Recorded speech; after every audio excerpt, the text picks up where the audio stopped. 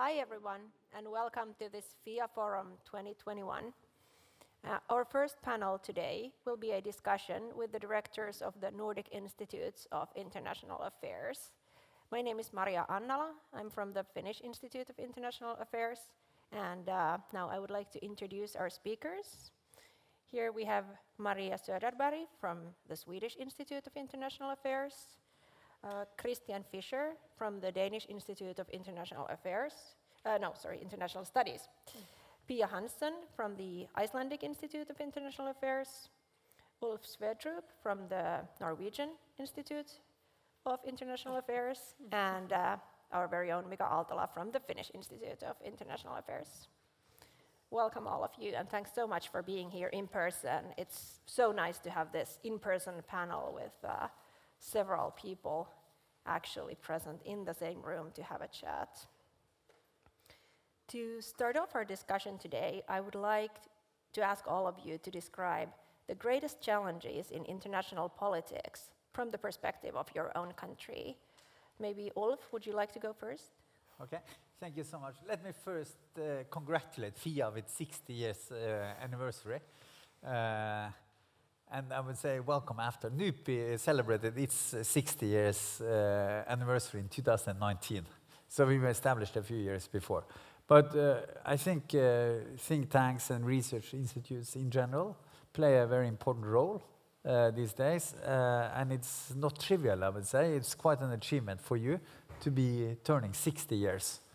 Add to that you are more than normal 60 years old persons. You have vitality, curiosity, energy, and an ability to reshape yourself all the time. So I must say that on behalf of NUPI and my colleagues at NUPI who enjoy the work that you do at FIA, I would like to say congratulate you and to thank you so much for your achievements. I just wanted to start with that, so that is said. I think that for academics and researchers, we are now living in a fantastic period of change. It's very demanding, but intellectually speaking, it's a very exciting period. We are in a global transition, or transitions, in terms of the economy, in terms of the technology, military might, and also ideological developments. And all of these things represent massive changes. In addition to this, we're moving from a brown economy to a green economy, from a linear economy to a circular economy. That will have huge implications. And to some extent, as I see it, the very building bricks of the international order is changing. It's not only tectonic plates that are crashing, but the building bricks is also being questioned. Add to this that these developments that I have indicated, they are happening very fast. They are happening more or less at the same time. And they are happening in a world that is interconnected. All of these things is, as I see it, the biggest challenge of our time. If we take one step back, I would say that these changes have huge implications for all the Nordic countries. We have benefited a lot from the developments that have happened since 1990 until now. And we are ranked very high on living conditions, on security, competitiveness, etc. We have performed well. But it's not clear that we will perform as well in this new world order as we see it. For Norway, there are some special challenges. I just mentioned 3 of them. The energy transition is, of course, a massive challenge for Norway. We have an economy based on oil and gas economy, and we are transitioning fast, somebody might say, slow, others might say, but it has a huge implication for Norway as a country. The second aspect is, of course, that Norway is a global investor, massive global investor through the government pension fund. So Norway invests in whole global economy. So we have basically moved oil price risk over to a global financial risk that's important for our welfare. So 1 out of 4, we don't use euros, but 1 out of 4 kronas in the Norwegian government budget today comes from the government pension fund, the return of investment in the government pension fund. So this means that what is happening in global markets, global economies, has huge implications for the welfare of Norwegians. So that's the second challenge. Of course, it's a bit of an embarrassment of the richest problem, but it's still a problem. And finally, I would say Norway is committed as a small and open economy, very strongly committed to a system based on international law, multilateral system, a rules-based order. So that's a core interest of the Norwegian economy and society that is put into play, as I see it, into this new global order. I might stop there, but I see an increased possibility for increased Nordic cooperation in these things, as in this new geopolitical era we are entering, where geography is becoming more important. And in that sense, the Nordic region is becoming much more of one strategic space that I think have huge implications for how we think about Nordic cooperation. So I'll stop there. All right. Marie, would you like to take it from there? First of all, getting back to what you said, I want to congratulate FIA for the 60th anniversary. It's a big thing to have you and have you as vital as you are. That's very nice. I could also copy a lot of what you said, Sweden being a small country with economic interests everywhere and strategically very important for us to have an open and rule-based society. What we have more is a feminist foreign policy, which we are still pursuing and which has to do with norms and values and which might be very important in the future, actually. Of course, Nordic cooperation is very important for us, both from a foreign policy and security policy stance, but also for research. I think it's very important. We have a situation, I mean, EU is the main arena for Swedish security and defense policy, actually. And Nordic voice needs to be strengthened there, specifically after the Brexit. We need another strong voice from the Nordic countries. I think that's very important from a Swedish point of view. You were also into multilateralism, so I am. UN is still UN, and we want multilateral cooperation. I think that's the solution to many of our problems in the world, specifically climate change, which is a big issue in Sweden and which we continue pursuing. I think another issue, today actually Sweden is opening up after COVID and everyone is supposed to go back to their workplace. I know you have already done this some weeks ago in Finland, but I think health issues is another thing where we could have more cooperation among the Nordics. Actually, this COVID showed another picture with not so much cooperation among the Nordic countries, but that's an area we should pursue, I think. I stop here and come back later on. All right. How about you, Christian? Yeah, thank you, and let me also start by congratulating Mika and your colleagues. I'm on the academic board of your fantastic institute, so I follow you very closely, and I'm very impressed by what you do. I can say that publicly here. I will try to, in my intervention here, to zoom in a bit and focus on two things. One is the fallout from Afghanistan, and the second is China's role and implications for China's role in the world, and also implications for us in this part of the world. Let me start with the Afghanistan fallout, the evacuation from Kabul and so forth. There, the Danish government has been pretty silent compared to many other European voices when it comes out to whether there was enough consultation with the US government on these issues.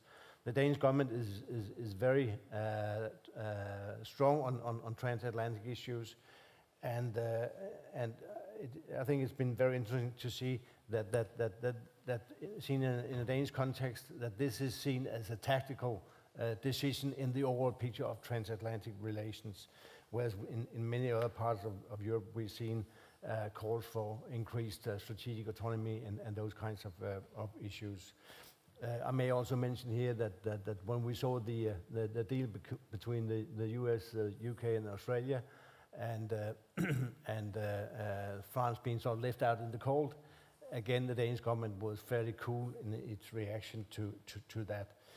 And I say this as a precursor for what you may ask some of you, what is going to happen to the Danish defense opt-out. I don't think there's any chance that the Danish government is going to on this side of the elections, which are in 2 years' time, is going to go for a referendum on the Danish the EU defense opt-out.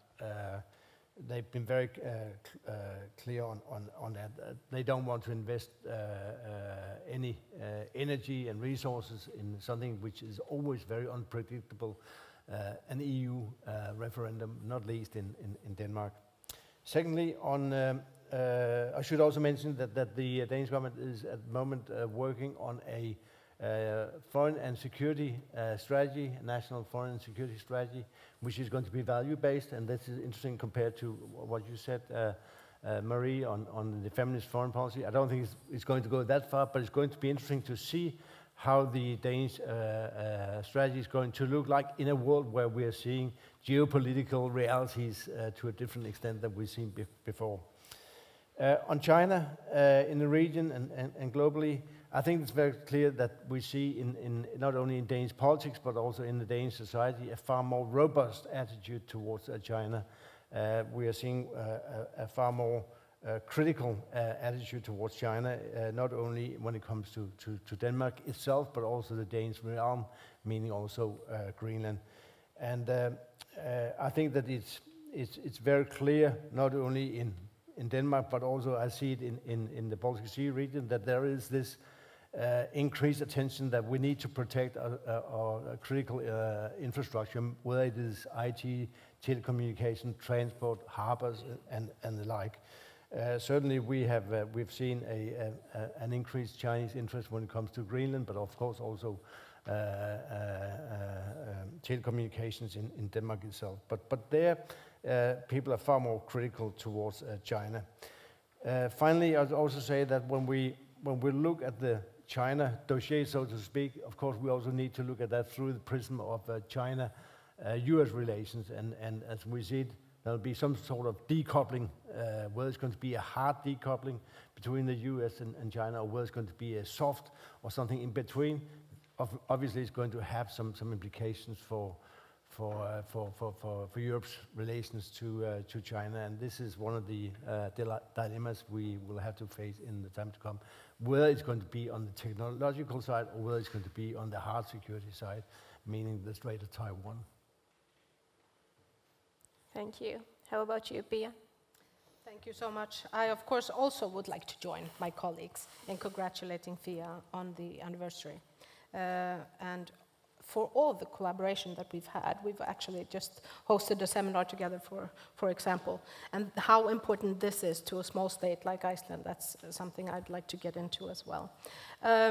Many of the things you've mentioned, of course, apply to Iceland as well as to basically any actor in the international community today.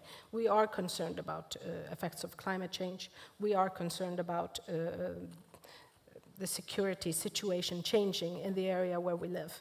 Iceland, of course, being an Arctic country, the concerns are high on how much China interest is going to change the structure there, and certainly Russian as well.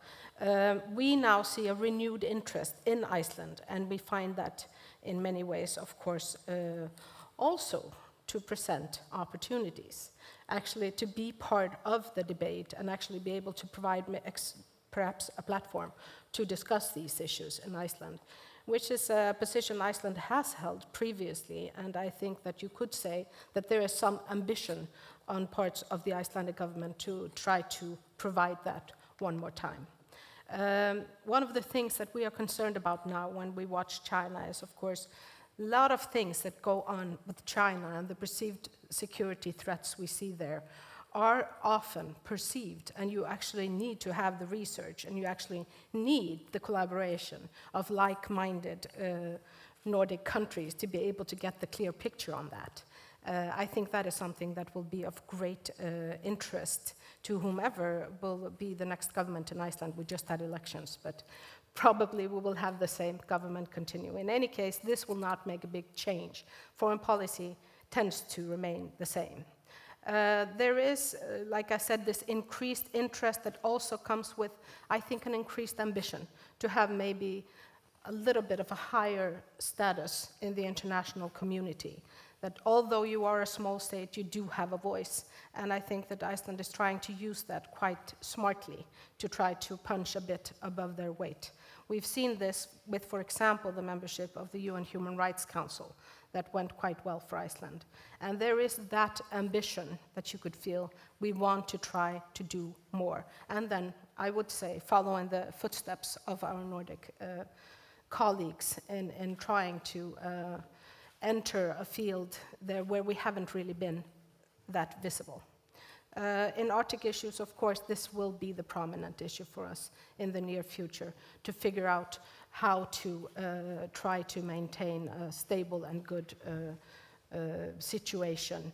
The renewed interest from the US is, of course, another thing that becomes quite interesting from a local political perspective, of course, as well, because when the US left in 2006, a lot of people in Iceland felt that they had left for good and were not feeling too good about that.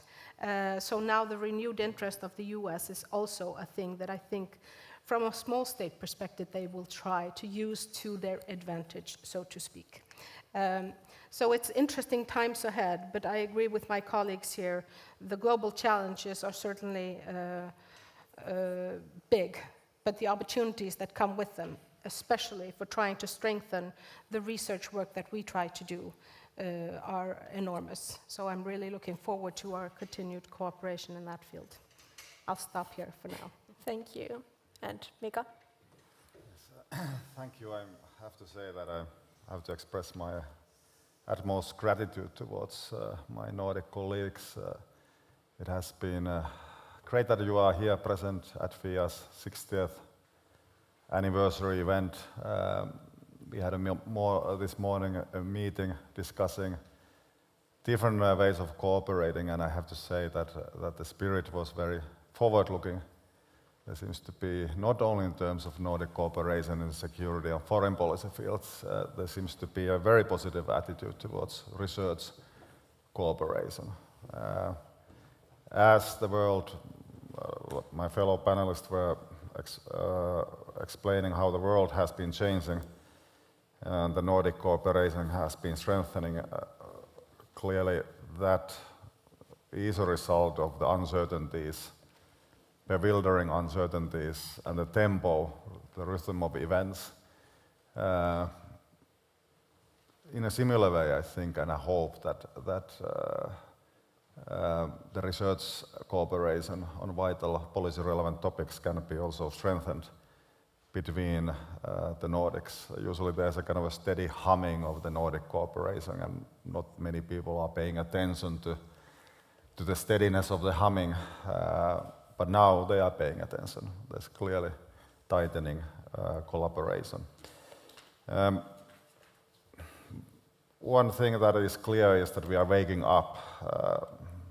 A lot of alarms are being sounded, and we are waking up perhaps from an expectation that ended up being a bundle of wishful thinking on various topics.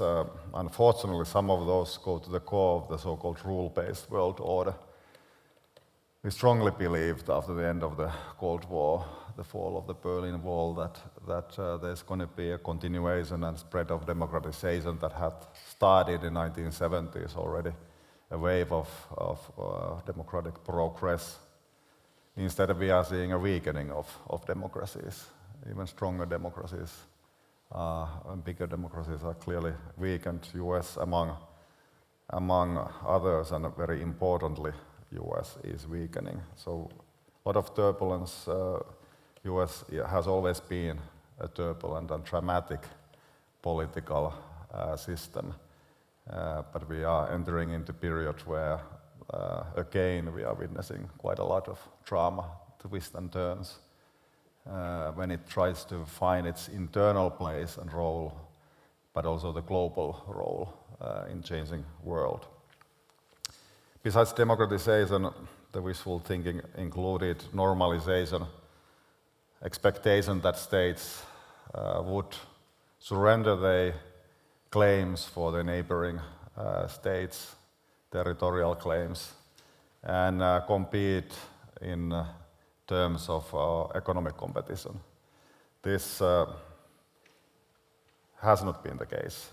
We are clearly seeing that in different places, in the Russian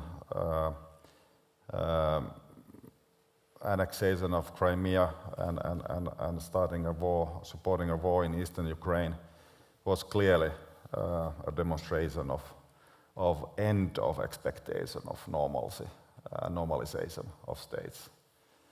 And that goes to the heart of the rule-based global order. Besides normalization and democratization, we're expecting markets to be opened, more trade agreements, liberalization would continue. And clearly that's not going very strongly, or it is a patchwork of new kind with new types of regulatory and other boundaries. So it didn't go as we expected. And then lastly, globalization itself. There was a strong sense that globalization is a force to be reckoned with, that nothing is going to stop it from going and causing perhaps states to go into a post-sovereign position, that state boundaries wouldn't matter that much anymore. But clearly, the globalization has phases, and it comes in different shape. And the reason talk about deglobalization is a sign of that challenge. What is the shape of globalization in the future when it comes to global economy? So what we have ended up with is kind of a return of the geopolitics with a characteristic of interdependence, kind of a mix of different phases and eras, legacies of the past, territorial claims, security contestations are returning at the same time when we clearly see that there is growing interdependencies and new domains like cyber that are very interlinked with our lives. So this, I think, is causing quite a lot of uncertainty, hesitations. So we are waking up to a world that we didn't dream about, and it's looking much worse than we thought. Perhaps the world was always there, and the challenge was always there, but we were privileged enough not to see it and be able to kind of ignore the clear signs of clear omens of things to come. So the challenges are there. They are quite numerous.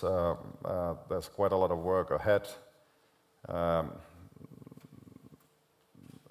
There's a Finnish word, inhorealismi, that translates into brute realism, perhaps, that is very close to the strategic culture of Finland, seeing the reality in a very cool-headed way, extremely cool-headed way.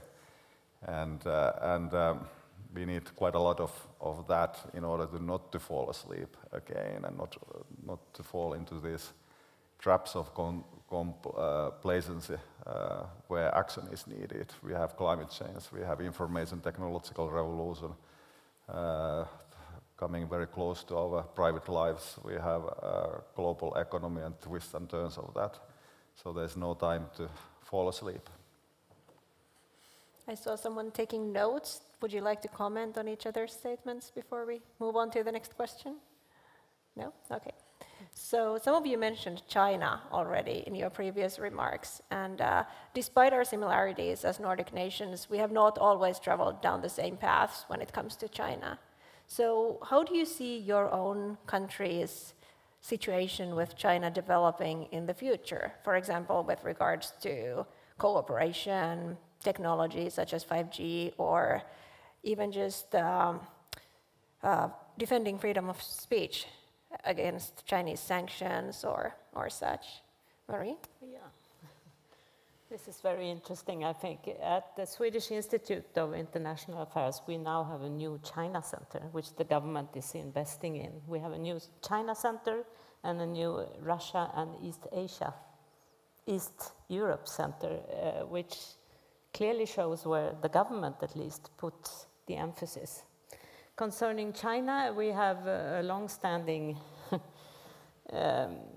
problem with them. We have the book publisher Gu Minhai, who is in jail in China, and who we didn't manage to get out. We also have a siege against Björn Jardén, who is working at our institute and who is the head of the new China Center. The government in Beijing put some siege on him, so he cannot go to China, and anyone who cooperates with him or his organization should not be permitted to cooperate with Chinese scholars. This is a very severe thing. And still, the new China Center, when it opened, we thought, oh, maybe no one will apply for a job here. They can't go to China. They're all China specialists. But actually, quite a few people were looking for those jobs. And the new center, China Center, employed 8 people. There's lots of energy going on here. And here I also want to thank all my Nordic colleagues, because you together protested against what was being done towards Björn Jardén and the China Center at my institute. And I think it feels very secure to have this group along here. And you're not alone, the only one confronting China, but we have all those together. And I think this togetherness is very important in a new world, where next time it's someone else, maybe Iceland or Norway or Denmark or Finland, who is being put under siege by China. In those cases, it's very important that we stay together. Of course, it has implications for the new China Center at our institute. It also has, the Chinese attitude recently also has implications for Swedish industry. We have the H&M cloth manufacturing company who have problems in China with the boycotting of Chinese consumers because they don't want to buy cotton from the places where they don't protect human rights. We have Ericsson, the telephone company, who also get pushing from China to support Huawei getting into bidding for the new telephone systems in Sweden. This is a problem, and here it's also very important that we stay together, I think. These are not pleasant things. And we had a very aggressive ambassador Chinese ambassador in Stockholm who was pushing. Last week he was called home again. We don't know the reasons, but he left very quickly, and we take this as a good sign. We don't know what it means really, but he didn't even have a farewell party, but just left. And we hope this has some implications with a change of policy from the Chinese side, but this is nothing we know anything about at this stage. How about you, Ulf? Let me just say a few words about Norway's relationship with China. So I would say that Norway's relationship with China is now becoming a bit more normal, in the sense that China is very demanding for all countries in the world, because of its size, because of its governance structure, because of its assertiveness, economic powers, etc. And so it's very demanding. but it's normal these days, but it used to be unnormal. So Norway and together with some other Nordic countries were early on to recognize China, had a well-functioning diplomatic relationship, but then the Norwegian Nobel Committee awarded the Nobel Peace Prize to Liu Xiaobo, a Chinese dissident, and then that triggered a diplomatic freeze that made it very unnormal, the relationship. So basically Norway had no ties with, diplomatic ties or relationship with China for almost 6 years. And in the follow-up of that, when things eased, Norway, I would say, had a bit another abnormal situation with China, because it used to be one period had very little relationship, and then after the freeze, it became a bit more intense than what you should expect. We had more visits from China, and more Norwegians, politicians, etc., went to China at the time when the rest of the world became cooler on China. But I would say now we are more or less at the same level as other European countries. It's a well-functioning, but it's not an easy relationship as it is for all countries. Norway is not a member of the EU, but Norway signed up to EU sanctions. So Norway joined in on the sanctions related to Xinjiang. And Norway was not targeted on the counter-sanctions from China, as Maria said, Björn Erdén and also German colleagues and others. But we protested towards those sanctions, towards academics, etc. Let me also say one thing about the Nordic cooperation and China, because for some time, as some of you might know, China has been interested in establishing some kind of 5+1 cooperation with the Nordic countries. They wanted to meet Nordics, and our institutes have worked on that, and we concluded that that's a bad idea.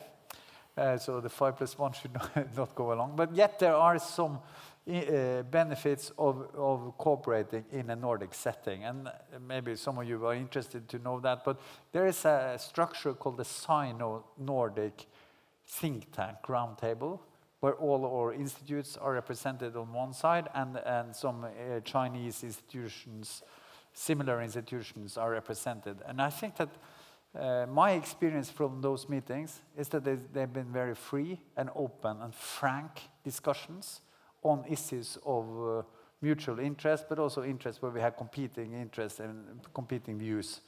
And so in some sense, I think it's important to continue also to have a conversation with the Chinese, also in areas that are difficult. And finally, I think there's a huge potential. We hear now that Sweden is investing to build a new China center. Finland, you're moving in the same direction. We, from our side, we are building our China team. And obviously, it's a potential for doing more, to build more kind of compare notes, doing joint projects and activities, to build a more joint, let's say, Nordic situational understanding of some of the dynamics. And if we don't do that, I think we miss out on a huge opportunity to also to understand much more of China's role and activities and interest in our region. So we should grasp that opportunity. If I can just add to that, I totally agree. I think it's extremely important that we try to consolidate, in a sense, as much as we can, because as you know, Iceland being the little brother in this context among these Nordic institutes, we're extremely reliant on this, of course. We've had a relationship with China that I think that in many cases has maybe been misrepresented to some extent in the beginning. But Iceland, of course, has the position of trying to keep the conversation going. We do have a free trade agreement with China, for example. And there have been some political issues there involving, let's say, former politicians saying certain things and all that. I'm speaking a little bit out of tune. But I think, therefore, the Nordic region as a whole should try to focus together on the complexity of trying to understand what is going on with China and the world. Because I think it's quite difficult to get the whole picture just on your own.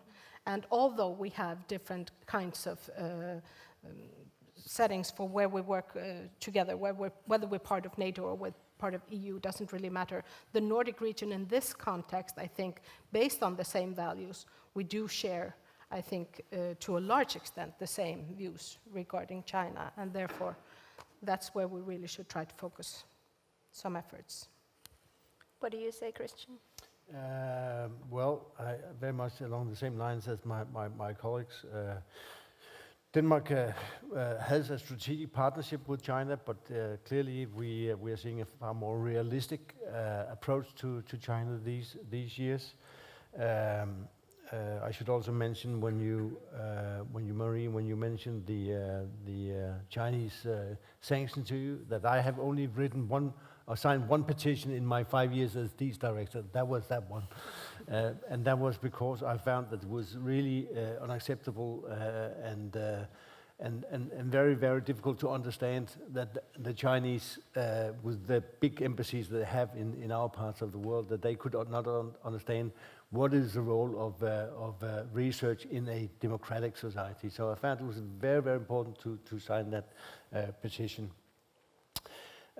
We are of course also spending a fair bit of time at DIS on China research. We don't have a center as such, but I think we are doing more or less the same as NUPI and Ulf are doing. We have within the last 6 months produced a very interesting book, which I should draw your attention to, by a Canadian researcher we have, Luc Pate. He has looked into the extended trade between European nations and China, and he has found out that on average the value of trade between China and European nations is about 5 to 6%. That is surprisingly low compared to what many people, including politicians, know. And his argument is that if you want to diversify your relationships and your dependencies with countries such as China, then we still have a good choice of doing that. He adds to that and based on his research, that a large part of the trade which is being done with China from European nations, that especially the very large companies, take for example Germany, the car industry and like that, and of course that has a special strength when it comes to making influence matter in governments and so forth. But really, I think it's interesting to see his argument that if we look at the actual numbers, 5 to 6% is not a great deal compared to what we are having with European partners, with the Americans and so forth, and not a great deal either when it comes to what we could have with other Southeast Asian partners, where there are some very, very big and developing countries. Very much like my colleagues, I think that we need to be better at looking at the broader picture of Chinese investments and actions and rhetorics in the region. I think we don't necessarily need only to focus on the Nordics. I think we also need to bring in the Baltics. Just think of the Lithuanians at the moment having troubles with the Chinese on the issue of the Taiwanese or Taipei representation office in Lithuania and the Lithuanian office in Taiwan. Very difficult for them to deal with that.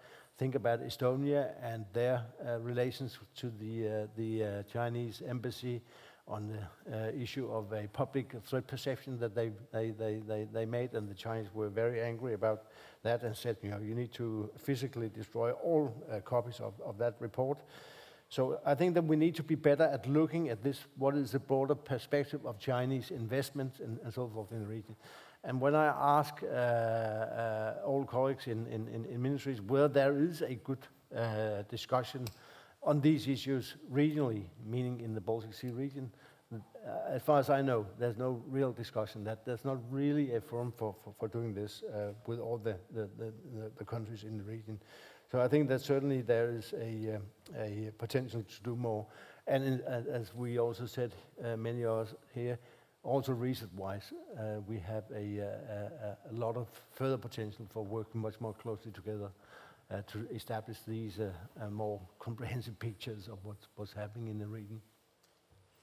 How about the Finnish perspective, Mika? Well, China, of course, if you look geopolitically, the map and also geoeconomically containing the interdependencies, it has been somewhat further away, although we are separated only by one country. It's further away, and it is also an opportunity, economic opportunity. So I suppose no major movement when it comes to Finland in relation to China is to be expected. But of course, there's talk about a new Cold War emerging, new type of a Cold War, but cold nonetheless. And that is something, of course, that is not in the best interest of anybody. So one key aspect to look is Chinese-Russian relations, and that's what we need more expertise on. And yes, we are also at FIA moving towards more research investments into China, having a center on China. I think it is important, and of course we need to collaborate as we agreed, not to do overlapping research, but kind of a complementary research, and China-Russian relations is a good example of that. What happens between those? I know that the bleak outlook is the most likely that these two Eurasian major powers are going to increasingly integrate and also collaborate in various regions and topics. But there's always the possibility that there's some daylight between them and might even in some conditions increase. And that is, of course, different scenario for Finland then. So let's see how those relations are,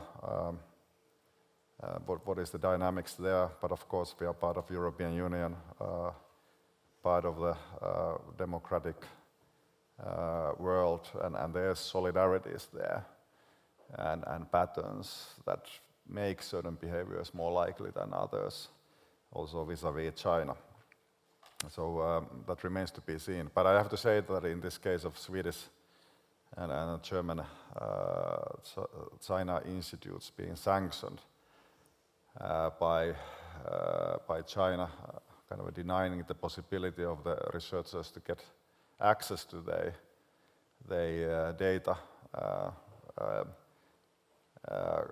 caused quite a lot of immediate reactions inside my mind.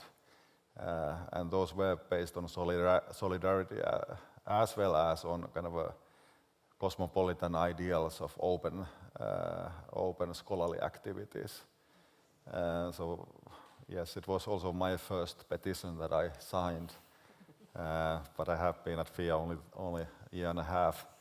But it was clear that it has to be signed, that there needs to be some lines that are drawn when it comes to treating individuals in this way that do not deserve to be treated this way. And there's also the fact that it is very counterproductive to China. I hope that they have realized that, I hope. But let's see if that's wishful thinking. Mika earlier referenced the United States as a declining democracy. How would you describe your country's relationship with the United States at the moment, and where would you like to see it, or where do you think it's going in the future? And what would be the role of Nordic cooperation in our ties with the giant? Who would like to start? I could start again. So Norway's relationship with the US is, I would say, very good. It's very important in terms of security, primarily, but also in all other aspects. Also under President Trump, of course, at some levels it was a bit more difficult and demanding. But I think even through that period, military and security cooperation worked well and was actually intensified. And now with Biden, I think many people in Norway think that Biden is a president more to their preferences than President Trump. So in that sense, there's kind of positive outlooks for a cooperation with the US.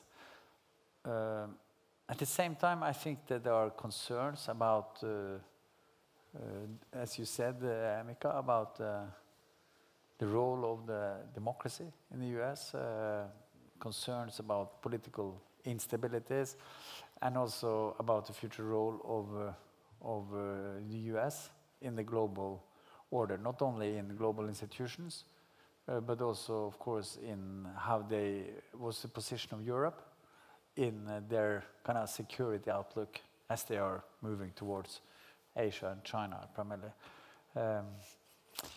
But there's not that many good alternatives.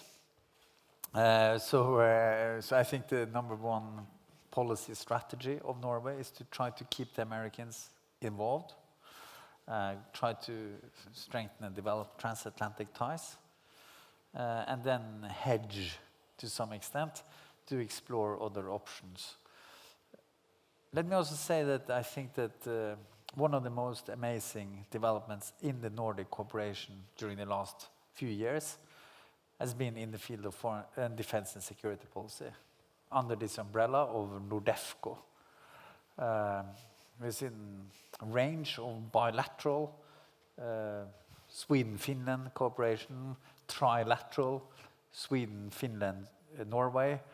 Last week, a new agreement was signed between Denmark, Sweden, and Norway on South Scandinavia cooperation, on logistics and supply, and also all kinds of exercises, etc.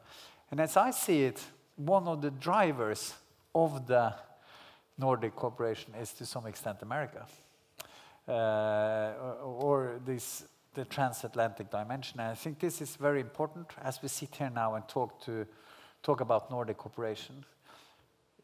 The future of Nordic cooperation is not something that is seen as an alternative to transatlantic integration or an alternative to European integration. It's supplement to these structures. In fact, Nordic cooperation is a way of integrating Sweden and Finland into the transatlantic dimension, right? So this brings it also, another key word I think is flexibility. Sometimes we do it with all Nordic countries, sometimes we do it with just 2, sometimes with 3, sometimes with a partner outside of the Nordics, etc. So this is the nature, I think, of very successful cooperation within defense and security. I think that we can build on that, also to expand it into other areas in foreign and security policy, if we talk more broadly about it. How about you, Pia? Yes, I always find it so interesting that we all seem to think that we have the most special relationship with the US. I've heard this quite a bit in Denmark as well. But for Iceland, I can certainly say that we've had a long relationship with the US, and we still have our bilateral defense agreement with the US that although they closed the base in 2006, that still remains a firm commitment as far as security issues goes. And this, of course, has been the cornerstone of the relationship between Iceland and the US for a long time. I also think that the period that actually when the US was taking care of security issues for Iceland completely was also, in a way, perhaps hindering us in developing a little bit further our own foreign policy and our own standpoints, because we actually had that kind of a shelter, that kind of a wing to be under. So I think that actually looking back now to the time when the US left up until now has been a very good time for Icelandic foreign policy, because it has been maturing, I would think. Having to have that independence in a sense to actually look at what can be the best setup for Iceland. And this, of course, has been strengthened quite a bit in security issues with bilateral agreements. We actually just signed an agreement with Sweden, I believe, a few days ago. So there is that same kind of thought going into it. We do have the defense agreement, we do have NATO membership, but Nordic cooperation is extremely important and increasingly important in this area. The relationship with the US remains very good, and we can certainly feel that they have a renewed interest now in coming back to Iceland, since our, let's put it, the geographic importance is perhaps increasing again. How about you, Christian? The perspective of the country that does not have the most special relationship with the US? I said that I had not said that. Okay, fair enough. We have a very good relationship with the US, but I think that you do something up in the north of Norway that is also special. I must say that like Ulf and I know also other speakers here, we are all concerned about the state of affairs in domestic U.S. politics, the polarization that we see there. I haven't been to the U.S. for 2 years, but I have some good contacts, and they work very hard on overcoming this division here, but it's very difficult. We see the Biden administration doing what it can do, but it seems to be a very frozen situation, and that is not good for the U.S. It's not good for the world. Nevertheless, the US is the most important ally for Denmark. There's no doubt about that, and will stay so for years to come.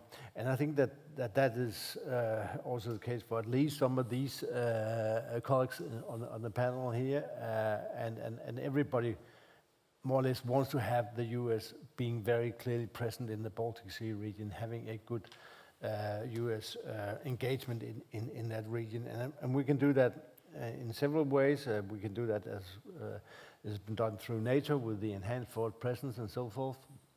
But we can also do it on other dimensions. I think that one of the most important parts is to make sure that the decision makers in the US, whether it is the Congress members or whether it is their staffers who will later on have very important positions, that we get them to come to this part of the world.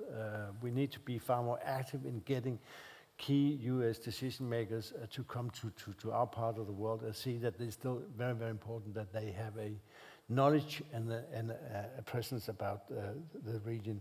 I think that we, of course, need to work very closely together with our American colleagues, do joint work together with them, make sure that they come to our institutes and so forth, so that they can also put into the American debate that this is a very important part of U.S. foreign and security policy, to be present at and knowledge about the issues in this part of the world. I was at the Lennart Meri conference in Tallinn a few weeks ago, and I was sorry not to see more Americans there. I know that some of my good friends were there, and they just managed to escape to you know, even though they had COVID restrictions. But I was a bit worried not to see more Americans at the conference, being the biggest international conference in the region. So I think we need to collectively work more on having them back. I'm concerned about in the long term about the U.S.-China relations. I mentioned decoupling. I will not go further into that. Where I think that it may also be useful to say a few words is on the issue of the European increased strategic autonomy. I think that we need to be very careful how we take that discussion forward, because the term strategic autonomy is a loaded term in many parts of Europe, but certainly also on the other side of the Atlantic. I think that we need to find a different way of talking about this. For example, talking about increased European responsibility, taking increased European responsibility, rather than talk about autonomy, which very much gives ideas of competition between the EU and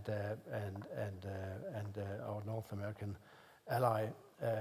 I think that we need to, of course, focus on what is at the heart of much of US concern, where we're going to make a fortress Europe when it comes to defense and defense industrial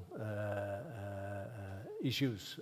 There we need to have a good transatlantic dialogue on that. What do you say to that, Marie? I agree on that last point, but I also want to point out that I don't think Sweden has a special relationship with the US. We have a policy of non-alliance when it comes to defense policy as well, so we are not that close to the US. And if you look at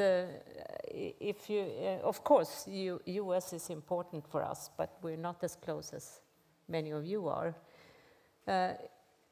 We had the Trump era, the Trump times, and a lot of criticism in Sweden. Everyone was so happy when Biden then came to power, and America's back, America's back. That's what he kept on saying. And then we have the withdrawal from Afghanistan. And then we have the new defense agreement between UK, Australia, and the US. Public opinion in Sweden is not all that favorable to the US at the moment. I don't think that we have, and I don't mean that we have bad relations, but a little bit. We're wondering what's happening, and democracy and those things in the US not being promoted the same way as they used to be. And even if we don't want strategic autonomy for Europe when it comes to defense, I think the way that US, Australia and UK acted with doing this new defense agreement kind of pushes Europe to make some changes here. I think, of course, Nordic cooperation is very, very interesting, and we're all for that. But I don't know. Let's see what happens. How about the Finnish-US relationship, Mika? Well, I think that they are quite enduring. As Ulf pointed out, even during the Trump years, there was clearly progress being made when we are talking about defense relations. Finnish approach has always been focused on national defense, independent national defense, and on top of that you have kind of a networked security, and US is part of that networked security aspect, and I don't see that there's going to be any major changes in that respect. There might be complementary arrangements. It is important, like Ulf pointed out, to recognize kind of a knitting of the security fabric among the Nordics. It is happening mostly centered on Sweden. It is part of many of the agreements. Finland is part of some, but through Sweden, part of them all. I know that there was a debate in Finland concerning the Norway-Denmark-Sweden agreement, how come we were left out from that, but ultimately it is similar type of agreements in different patches here and there, and they support each other. The more you have those, the better the situation is. So I don't see that there's any kind of a leaving Finland out if the Finns don't want to be left out. But the US is of course part of that fabric as well. The trilateral relations between Finland, Sweden and US, very important, sharing of technologies, common operation capabilities, exercising those. There's quite a lot of things that have been happening lately. So that's one part of it, and that's one of the key aspects, fairly concerned aspects of the US. Still, according to SIPRI, US has military capabilities that are pretty much unparalleled when it comes to global reach, and they are very tested capabilities. I don't know how willing US is to use those in the future, and in what conditions, under what conditions those might be used after Afghanistan, but clearly those exist, they didn't go anywhere. The other side of the coin is the kind of durability of the American political system, which is democracy. And that's a concern also for us in here, not only in US, but how the democratic dynamics in US are going to shape up in the future is also a security concern. And that is something that Robert Kagan was pointing out in Washington Post last weekend, kind of sounding the alarm in this respect. And we need to sound alarms. Things are not proceeding according to our best beliefs and progressive ideals. There's ups and downs in democracies, and US ups and downs, they affect many parts of the world. Biden, yes, America is back slogan, but back to where? And it seems that the US is returning to the more geopolitical, grand strategic chessboard, perhaps away from the local conflicts, especially in Middle East because of ongoing energy revolution as well. So the focus is on China, so it's back there. So it's perhaps away relatively from Europe, and the kind of the strategic autonomy or responsibility of Europeans in this neighborhood grows. I don't necessarily see that it is autonomy from US as such, but kind of taking control at least to a degree, perhaps with shared resources in certain situations and in certain scenarios. But even though the US is relatively shifting, I think it will be missed.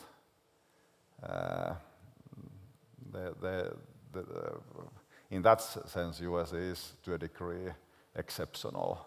And if the world changes radically towards more multipolar world, then the coordination of that system and steering system of that multipolarity is going to be very difficult.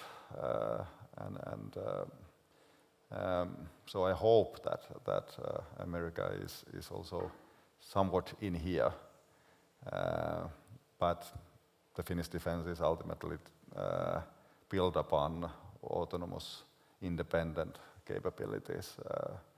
And that's, I think, one of the keys. Could I just add to that? Of course. Thank you so much, Mika. Very wise remarks. I should have added that, of course, from Norway, and also I think for most European countries, we have to, of course, try to keep US interest in Europe.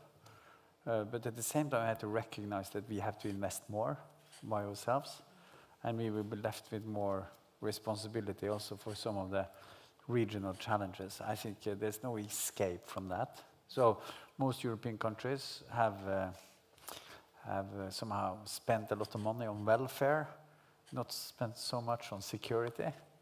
And we have to look into that balance. And that will be costly, and it will be painful for voters and politicians, etc. Of course, to try to spend more on security. But this is the reality, I think. That we, and in that respect, I see also some of the different configuration of European cooperation. It could be within the EU, among European countries, with the UK, etc. So it could take different shapes and forms, but I think that Europeans could make more out of their investments in security if they cooperate more. It would be so. That's that. I just wanted to add to that. So I think certainly Norway is investing more in defense, and I think that's valid also for all European Nordic countries. Thank you. For the next question, let's do just a quick round. So a couple of comments as we are approaching the end of this panel. But as small nations, we all need to be creative when it comes to having influence in European matters. So how would you describe your country's style of participating in the European discourse? And do you see potential for more Nordic cooperation in that field? Marie, would you like to start? I think there's definitely there's potential for more cooperation among the Nordics. When Sweden once joined the EU, we did it with the picture of us being the ones setting the agenda and promoting our values there, but it hasn't been all that successful. So I think this is one of the things we should really think about in the future. How can we promote Nordic values in the EU, and what are they? We have to be much more there, and agenda setting is important, I think. Christian?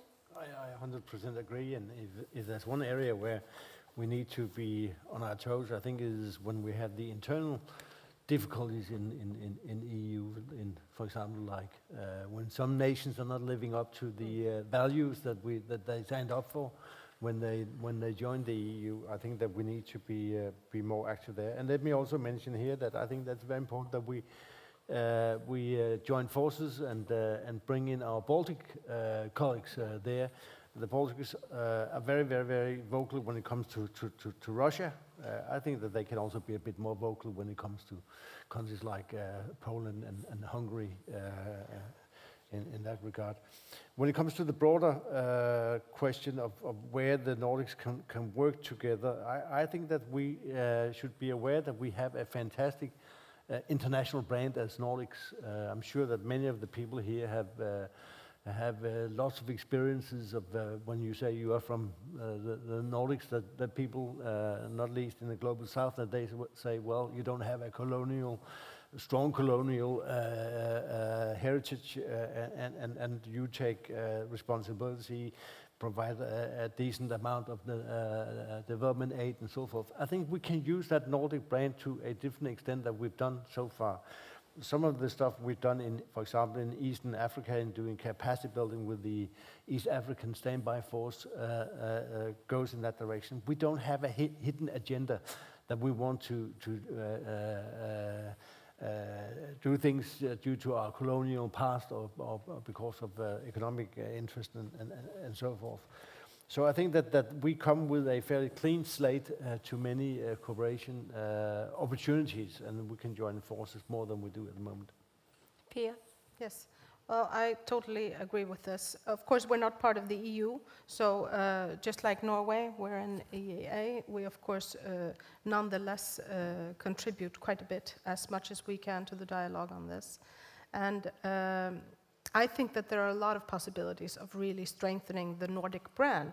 And it's like we say, if we are far away, the Nordic brand is really strong. You know, the closer we get to here, we don't always want to talk about Nordic cooperation in a sense. You know, it's a little bit of maybe a given, but also maybe a lot of people feel that it's not that deep. You know, that it's mainly on cultural issues or educational issues, and that we actually have a different image, I think, other parts in the world. And maybe we should try to live up to that, in a sense. Ulf? It's always a bit frustrating when everyone is agreeing on a lot of things. So let me throw in a few things, because there are lots of things that the Nordics have in common and they share, and it's somehow surprising that they are not more coordinated in more policy areas. And if you listen to politicians at the event like this, they always say, we should have more Nordic cooperation, and nothing's really happening. And we did a review of the Stoltenberg report that 10 years on, they listed 13, 14 proposals, and we showed that just a very few of them were actually implemented, although some steps have been made in several things. So some of my colleagues, Ole Jakob Sende and Kristin Haugevik, wrote a paper recently Why is it so that since all politicians keep talking about Nordic cooperation all the time, why isn't it happening? And I think there are some important insights there. The first is that, of course, the obvious, the narcissism of small differences. That you had your small exchange on the differences. I think it's really important that people tend to highlight the small differences. The second is that we have to recognize that we are embedded in different structures, so the NATO and the EU thing, and that has over time generated slightly different perspectives and ties and bonds, etc. So we embedded us in certain tracks that kind of drives us a bit apart, although there are steps that are made in order to try to overcome them. And importantly, we have to recognize that in some areas we are competing. We don't have the same interests, and we have competition. And in international affairs, we have to be also be clear on this. There's a bit of a beauty contest. It's a bit of reputation, recognition game. So the Finnish president, he don't want to that his views are represented by the Norwegian prime minister. I think he preferred that photo opportunity, but you can ask him later on this afternoon. So there's some of these structures that are out there that serves as a constraint on the possibilities of how you can stretch. But that doesn't mean that you should leave the opportunity. But I think that we have to be much more systematic, much more critical on thinking, where is it of vital importance for the Nordics to come together? And then you have to invest a bit in building the situational awareness, fine-tuning the interests and arguments, and put those forward. And if you can do that in those specific areas, I think that it is could be influential, not only in the world, but also in Europe. When the UK left the EU, that changes the dynamic. It also means that Germany and France will have to look much more systematically towards the north to find some partners. There's a massive opportunity for Nordic countries, be them outside of the EU or inside of the EU, to help to shape the agenda for the future of Europe, I think. But we have to think systematically about how to achieve that, because it would be completely wrong to assume that we are always in an agreement, always share interest, and we are one big happy family without self-interest. Christian has a follow-up. Go ahead. I'll just say that I think it's very important what you say there, Ulf, that we have to be more systematic or strategic in our approach to it. And let me point to one experience I had when I was a policy director in the Ministry of Defense. We had a rotating chairmanship in Nordefco, and our Finnish counterparts at that time, it was Isa Pulkkinen and Helena Partanen. They came forward with the idea to have a 5-year plan for developing Nordefco, and that was actually a very good way of tackling the more long, far-sighted ambitions of developing Nordic cooperation, and thereby we overcome some of the national division, because everybody had a chance to sort of chip in and say what would you like to contribute, and combined with the fact that in the Nordic cooperation you don't have to participate in all matters. So we actually managed to get together a plan for developing the Nordic cooperation over the next 5 years, and many of those goals were actually achieved. Before that, it was rotating championships, and of course very narrow deadlines and very tactical gains that were looked upon. So the Finnish suggestion to have a much more ambitious and long-sighted or far-sighted ambition was a really good one for developing Nordefco. Perhaps we can use that experience in the broader Nordic cooperation. How about Mika? Just quickly. 'Cause Fascinating. Narcissism of small differences. Yeah, I like the term, and I can see that clearly. That in some cases you have that. You know, I have an identical twin brother, so I'm obsessed with this narcissism. Yeah, but I think, as you pointed out, that when times get rough and more uncertain, perhaps the kind of the yearning for big similarities is also there. Kind of the antithesis of that. and of course, the differences are there. We can go back to the Napoleonic Wars and the amputation pains and the different other echoes of distant past that causes kind of strategic cultural differences between the Nordics, although huge similarities when it comes to political system, the welfare state, and so on, create solidarities that sometimes perhaps are taken for granted and not used as a resonating board. A couple of things about the EU after Brexit. UK, very important for all the Nordics, I'm sure. Kind of keeping in contact, developing the ties. One of the countries that actually has interests when it comes to far north, to Baltic Sea, extremely important. So perhaps if US is a little bit missing, and we need to pay attention to that lack, UK kind of losing its focus is not in the interest of the Nordics, and that's one of the common topics, I'm sure, shared by all the Nordics. Inside the European Union, of course, the center of gravity shifted east and to south after Brexit, and that requires more proactive policies. Finland has been opposing bloc politics, not seeing it as a constructive way of proceeding, but of course it has emerged in certain situations that Finland has a place on the European map, but that place has to lead into strategic thinking that is proactive instead of merely reactive.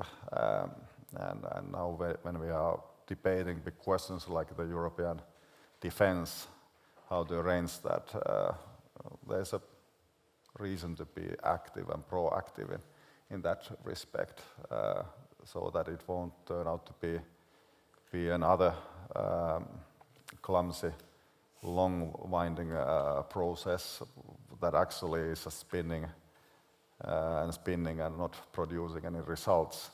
So in that sense, something is needed. Finland used to have big visions like the Northern Dimension, and something similar to that is needed, similar in spirit to that.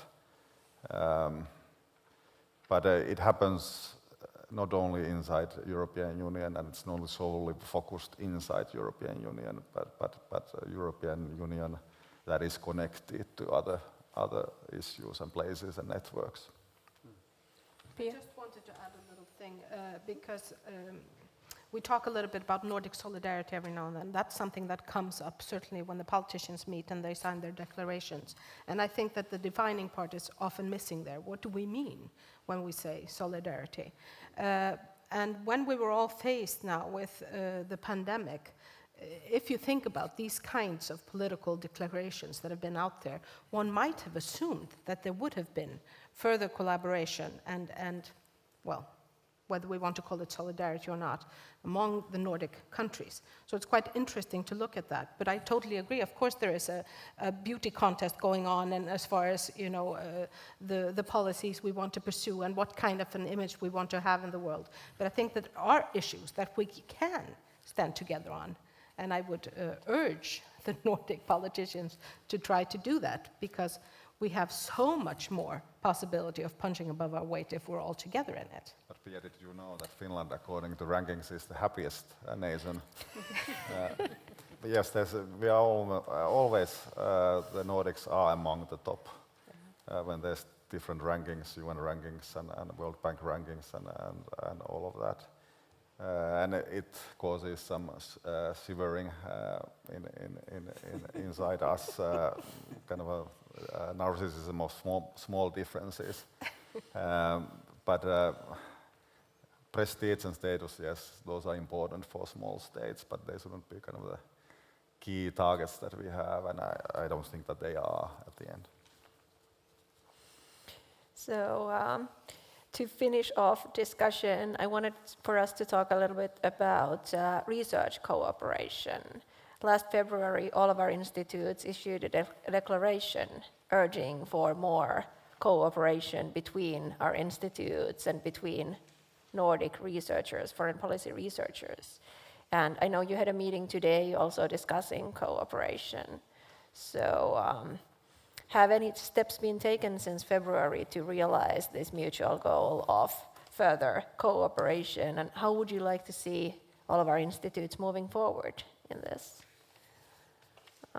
Go ahead. Yeah. I think we have had the COVID, so there hasn't been all that much Fair enough. cooperation in person.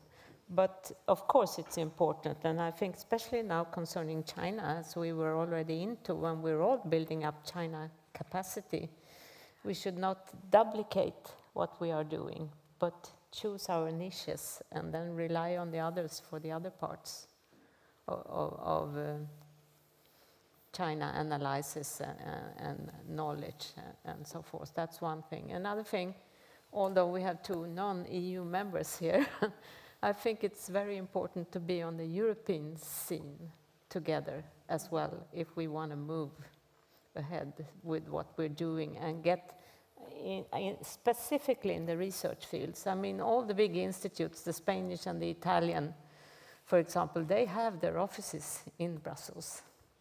And they organize conferences, they publish their reports, and see to it that people hear what they're saying. We are, of course, we have a good reputation, you can say, and they like the Nordics, but we are not pushing our issues as much as we might want to do. Christian? Yeah, let me focus on 2 things. It's a bit strange sitting here in this country, 200 kilometers away from Russia, and with a country with more than 1,000 kilometers of border with Russia, and not talking about Russia, but I think that we should be talking about Russia when we do research. I think it's a very gloomy picture. I think it's a very dark picture we're seeing of Russia. There are limits to how far we can do cooperation. But research is one of those areas where I think that we can actually reach out, and I know that we all do it in different ways. But I think that on the research side, we have quite a bit to offer when it comes to enhancing the knowledge in societies about security development and opportunities in the time to come. The other thing I want to mention from our article is that when we look at our nations, there are very different threat perceptions or perceptions of security and perceptions of defense. And I think it would be very useful if we could have, say, an annual opinion poll where we compare where we are in our respective societies when it comes to relations with Russia, relations with China, relations with the EU, NATO, and so forth. On security and defense issues, it would be really interesting to see over a period of years how we can actually see differences between our societies, because I'm pretty sure that there will be very different perceptions on these issues. I think that this would be something which would be interesting not only academically, but would also be interesting for ministries and for parliaments. So I think that this is an area where we have a great potential. I completely agree. I think it's extremely important that we continue building on the already existing cooperation that we have, but trying to move even further ahead with that. That we are a very small institute and from the smallest state here, of course, means that we are very much dependent on this happening. At the same time, I think it's quite important for the others as well to hear voices from the smallest one that does not have a military, that perhaps has a little bit of a different perspective. So what we can do here, I think, is extremely important, and we should really put an effort into it. I like the idea on the survey as well. We were just talking about this before. As much polling as we can do to actually get a better picture. And I brought a few of these things with me. I'm sorry if I'm being very advertising for something. This is a report that we published this year, and it's based on a poll looking into the perspectives of Icelanders on international affairs. And I'll just draw your attention to the people we mostly want to work with are the Nordics. just thought I'd mention that. But yes, as has been said before, this is of vital importance, building the knowledge and trying to continue with the exchanges is really important for all of us, I'd say.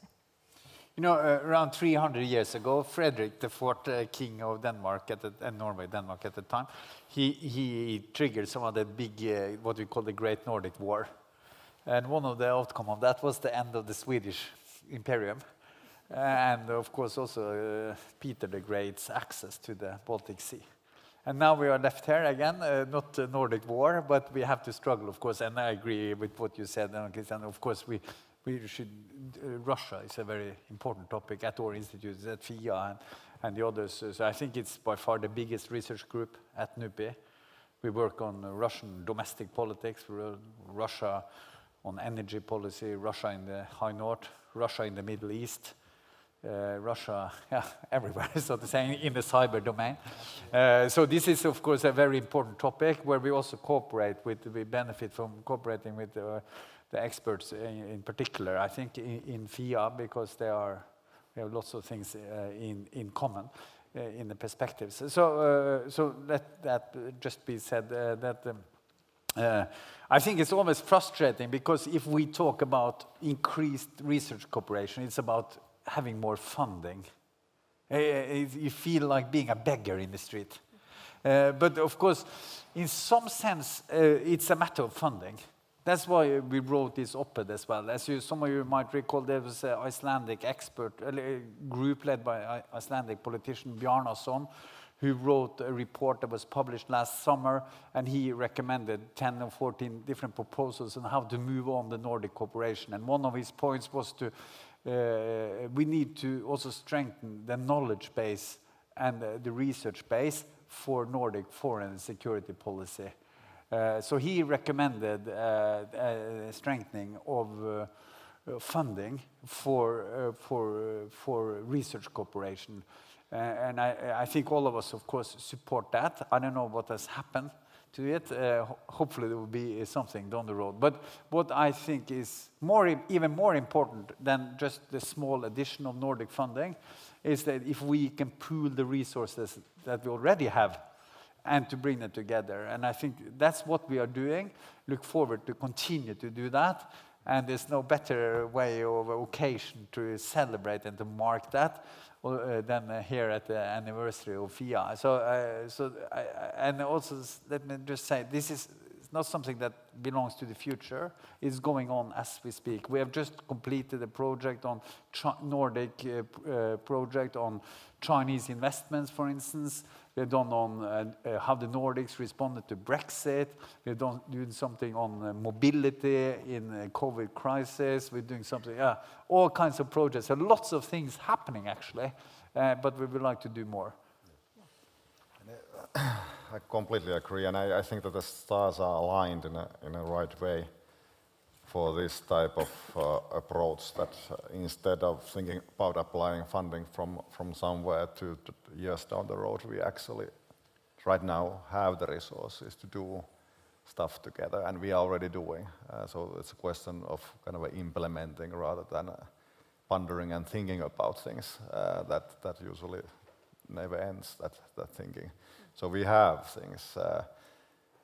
In a world where a lot of things are uncertain and insecurities and transformation prevails, one area of researchers actually are doing quite well. Security and foreign policy research institutes are doing relatively well in the Nordic setting. Yes, more needs to be done, more investments needs to be done, but the resources are okay. It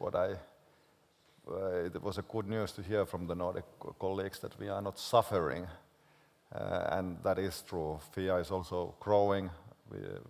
2 years ago we had staff of 48, now we have 63. So relatively strategic expansion has happened with the help of our key stakeholder, the Finnish Parliament. So our funding has been increased. and with these uncertainties, there's huge demand for our law-mandated mission. And that has to be reflected also in the funding or in the future. So I would say that the ideas we had about joint events in China, also perhaps on Russia, the topics of China and Russia are pretty much shared, and these new expansive areas like geoeconomics, supply chain, different new domains of security. I clearly can see that the more we know each other, the more we have common exercises, the better we are then interacting also vis-a-vis future topics.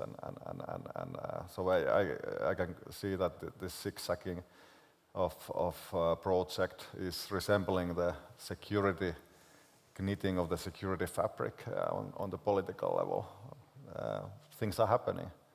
It's not only talk about things, and I like that spirit.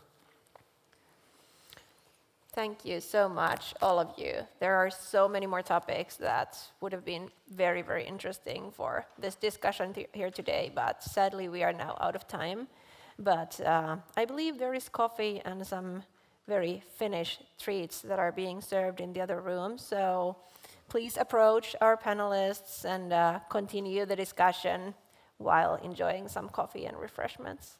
Thank you all for coming.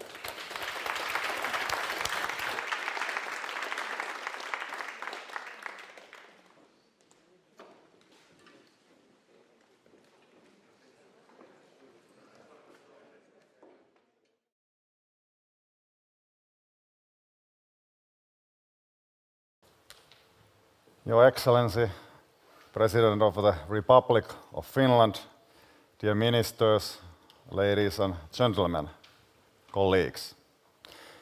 Welcome to Finnish Institute of International Affairs birthday party, as we celebrate our 60th anniversary. Our servings today differ from ordinary birthday celebrations. Instead of cake and speeches, we have only speeches. However, this does not mean that our celebrations will be dull. Far from it. We have the pleasure of welcoming President of Finland, Mr. Niinistö, to deliver his keynote address in a short while. We have here with us foreign and domestic ministers, MPs, foreign policy thinkers. I dare to say that what we might lose in cake department, we will gain in high-level, high-caliber speeches. Quality of participants is top-notch. Ladies and gentlemen, 60 years has been a long journey for the Finnish Institute of International Affairs. We have grown from a small center to a major research organization at European forefront. And our journey continues. Today, many of our researchers and research themes are well known throughout the capitals. Our people are the usual suspects in weekly television broadcasts. Even my own wife has seen me simultaneously in two places, both in our home living room sofa, in a tracksuit, and in a heated debate in national television wearing a black suit. But on a more serious note, there is a reason why our people are in policy circles, in radio and television almost daily. Why our analysis, our research and comments are seen so often in different newspapers and in academia. Why our publications is hitting a record level. The reason is the state of foreign affairs. Dear friends, so much is happening in global affairs that we struggle to keep up with it. Red lines are drawn and redrawn, conflicts of interest rise and go out. Major players affect the game, but never completely control it. Smaller players adapt and follow, and from time to time, they might even find a way to beat the odds. Besides political trends, we follow increasingly also how climate change affects our security, how data and new technologies are seen as complexity multipliers, and how this all reaches and affects us in Finland. For a small country, it is imperative that we follow closely these developments, that we analyze what is happening and how it will affect us, that we would have an understanding where political trends are moving. And while I love reading Financial Times, it doesn't tell you how this change is seen from Finland. And while I browse through CNN or Die Welt every day, or read foreign think tank analysis, they don't translate directly to wider Finnish audiences. That is what we do at FIA. We analyze what is happening and then convey our findings to wider audiences, both home and abroad. Dear friends, today, at the tender age of 60, we look even more into the future. To keep up with the competition, we need to be agile and smart. We need to reach the old and the young, people who follow Twitter and those who are reading newspapers. This is why we have been increasing our research staff and publishing more and more. This is why we have promoted our research communications. Rolling Stone gathers no moss. This is why we also look abroad even more, to be heard and seen not only here in Helsinki, but in Paris, Brussels, and DC. That our analysis and research would reach far and wide, as it deserves. And this is also why we are launching a new flagship event in September next year, to gather decision makers, security experts, and thinkers here in Helsinki to discuss vital topics and the state of play in our region. Dear guests, success has always many mothers and fathers, while failures remain orphaned. Success of our institute is based on the work of dozens of researchers throughout the 7 decades. This is based on our staff, who has endured long days of work to make sure that this research can be published, that it can be supported and pushed. Too many names to name at once, but all of you who have participated in FIA's activities, in FIA's work, it is a reason to celebrate. I would also like to thank the Parliament of Finland for crucial support for our work that they have provided us. Without this commitment for long-term research in foreign and security policy fields, we could not have succeeded. I will next introduce our welcoming speaker. It is a pleasure to invite Mr. Kai Sauer, Chairman of FIA's board, and let me also note, besides him being Under-Secretary of State, he is also the reigning champion of FIA's half-marathon team. I was the last one, sorry to say. So, Kai Sauer, the floor is yours.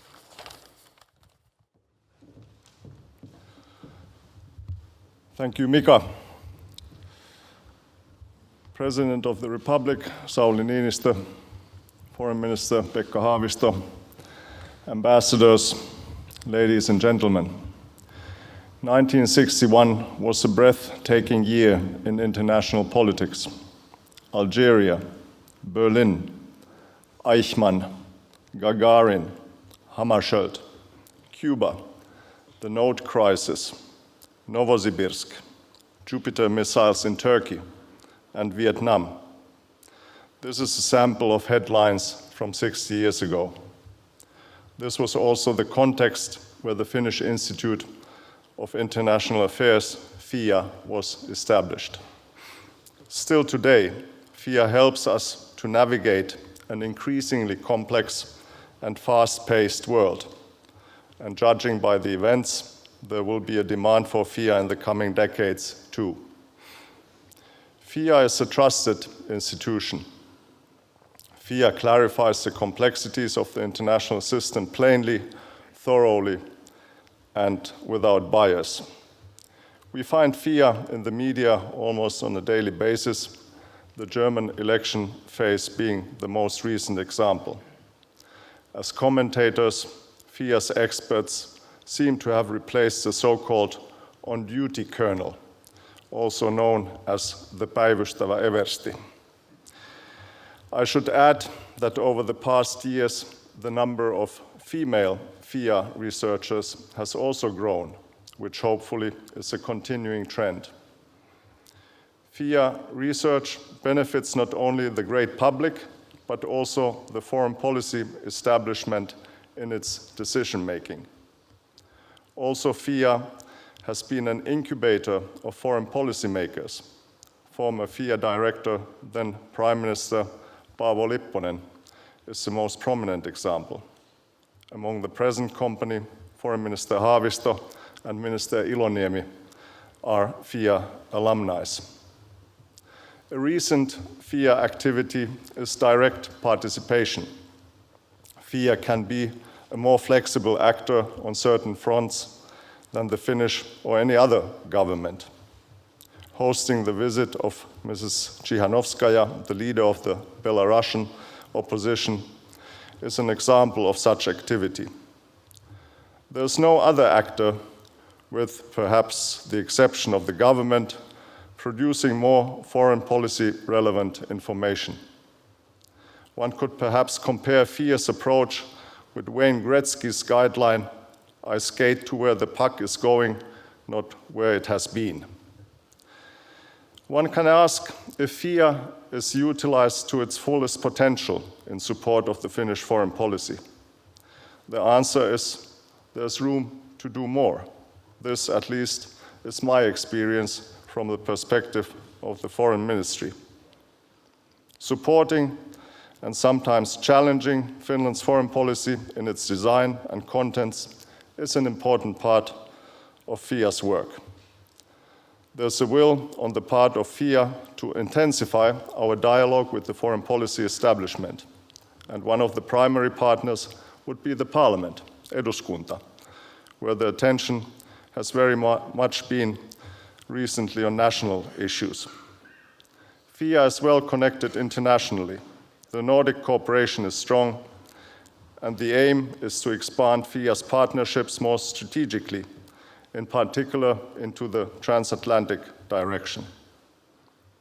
We also plan to put FIA on the international conference map. Together with partners, we are preparing the Helsinki Security Forum for autumn next year. The forum is planned to become a yearly event, and we are honored to have the President of the Republic as the patron of the Helsinki Security Forum. We appreciate your confidence, Mr. President. And with these words, it gives me the great pleasure to welcome our guest of honor, President Niinistö, to the podium. The floor is yours, Mr. President.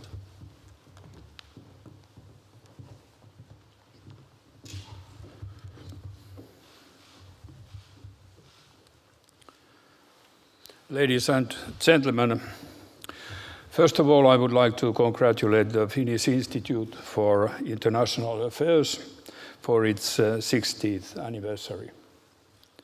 Finland needs the institute that is both Finnish and international. The same demand also applies to our foreign and security policy. Finland needs a foreign and security policy that is both Finnish and international. We can't, and we do not want to, turn our backs on the world we live in, no matter how challenging the environment is. But neither can we afford to forget our own national interests, not for one moment. More often than not, international and Finnish concerns go hand in hand without contradictions. Yet there are also moments when we have to make difficult choices, choices where the Finnish interest must prevail. We can't delegate this responsibility to anyone else. Recent experiences from very different walks of life speak volumes. Whether it was the pandemic or the refugee crisis, the immediate reactions to sudden international challenges have been very similar. National, not international. If others around us operate on the basis of their own national interests, pure altruism from our side makes us more vulnerable. Finland must not end up in a situation where simultaneously our assessment of international and external security risks is less vigorous and our legislation less rigid than those of our peers. For good reason, we consider it self-evident that our Nordic friends are liberal democracies. We should also pay close attention to how seriously and by what means they address their security these days. Finland must not diverge from that path. Dear friends, as many of you know, my holistic view of Finland's security sees as resting on 4 pillars. They are first, the national defense and security, second, the Western integration and partnerships, third, the relationship with Russia, and fourth, the international system and comprehensive security. Unlike real pillars, none of them is fixed in stone. They change and evolve over time. Like real pillars, however, they must form a coherent whole. If one weakens and can't be strengthened, others have to be able to carry more of the weight on them. Such an active stability policy, as I have called it, requires constant care and attention. Let me begin with the first pillar, our national defense and security. As I have often said, a credible defense has a twofold function. On the other hand, it raises the threshold against a potential aggressor. On the other, it makes us a more lucrative partner for others, particularly when interoperability is high. A credible defense builds on adequate military capabilities and resources. Our past and future procurements for the different domains are necessary to make sure that our national capacity stays on top of emerging challenges. But a credible defense can't be built on hardware alone. It also stems from the very mindset of the population, a genuine will to defend one's own country. That will has been traditionally high in Finland. That does not mean that we could take it for granted in the future. We must actively nurture that will in the coming generations. Increasingly, that kind of mindset is also a prerequisite for our security beyond the strictly military definition of them. New technologies and the modern information space provide us with plenty of positive opportunities. At the same time, we need our entire population to be alert to the dangers and the risks they bring along. More than ever, our security is becoming the responsibility of each individual citizen. Dear listeners, over the past years, Finland has consistently built a dense web of defense and security partnerships. Bilaterally, we work very closely with the United States, with Sweden, and with Norway. Trilaterally, with the United States and Sweden on the other hand, with Sweden and Norway on the other. Our statement of intent enabled joint cooperation with the same key partners. Our trilateral cooperation with Sweden and with Norway focuses on our common northern environment. It was kicked off politically by an informal meeting I convened to Kultaranta 2 years ago.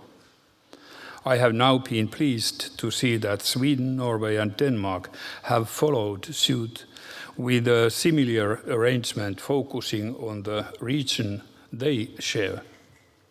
Both endeavours are in line with the joint objectives of our Nordic defence cooperation, increasing our common security.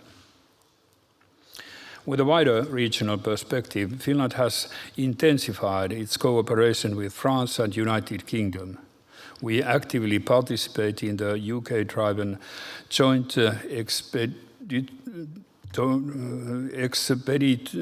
expeditionary force and as well as in the French-led European Intervention Initiative. As we have seen most recently with the AUKUS announcement for the Indo-Pacific region, new kinds of multinational defense arrangements continue to proliferate. In the public discussion, new ad hoc groups have sometimes been seen as undermining the credibility of existing alliances and unions. Sometimes one also hears veiled indicators that a direct relationship with the United States is even more important than the relationship with the NATO. In my view, the broad variety of partnerships is a positive development. We will not automatically participate in new initiatives that emerge, but those that serve our interests will help us further improve our interoperability with chosen partners. And they are complementary reinforcements to the two essential components of the second pillar of our security, our EU membership and our close partnership with NATO. As both institutions are now in process of formulating their future approaches to security and defense, the European Union with its strategic compass, NATO with its strategic concept, we are entering a pivotal year. As an EU member, Finland will work actively on the inside. How do we shape the Union into a more powerful global actor, one that better safeguards our interest in the midst of the great power competition? As a NATO partner, Finland will keep a close eye on the development from the outside. How does the future alliance look at its partnerships? And will the door for membership stay open? Ladies and gentlemen, Finland's relationship with Russia is long-standing and multifaceted. Over time, this relationship has experienced fluctuations, to put it mildly. But what has persisted for decades is a shared commitment to seek working relations between neighbors. In the process, maintaining a functioning relationship with Russia, as functioning as a relationship as possible at a given point of time, has become an important pillar supporting our own security. Of course, this relationship has never operated in a vacuum. It is part and parcel of wider European and even a global setting. And unfortunately, we can now detect many worrisome trends here. The relationship between the European Union and Russia has effectively withered away. The search for partnership has been replaced by growing suspicion and mutual recrimination. We have genuine differences that should not be denied. For example, we will not accept the illegal annexation of Crimea, nor will we condone the continued recourse to a set of destabilizing activities on the part of Russia. Having said this, I urge everyone to look at the bigger picture. We are missing out on opportunities to handle common threats and challenges in Europe. The tradition of cooperative security is in danger of being lost. We run the risk of sleepwalking into an even bigger conflict than what we have today. A related cause for concern is the growing militarization in Northern Europe. It goes without saying that we all must take good care of our security. That is the duty of every state. At the same time, I do not believe that stable security or predictable relations between Russia and the West can or should be based on the force of armaments only. We also need dialogue with Russia. That is no contradiction to firmness. Speaking from Finnish experience, I can assure you that both elements can fit in the same equation. Our relationship with Russia is based on an active, straightforward dialogue. The same must be possible on a European level.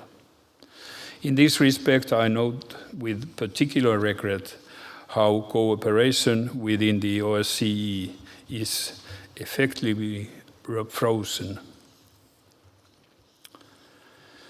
Ladies and gentlemen, the final pillar, the international system and comprehensive security, is common to whole humanity. The most visible embodiment of this international community is the United Nations. At the UN General Assembly last week, as usual, we heard many beautiful words in the statements of the heads of states and governments.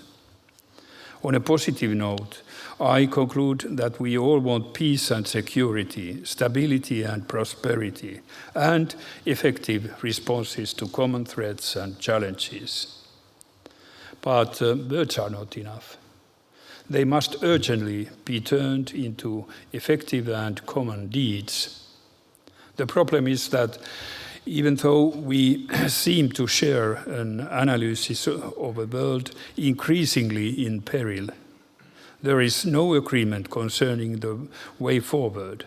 Instead, we see a world divided into competing, possibly even conflicting blocs.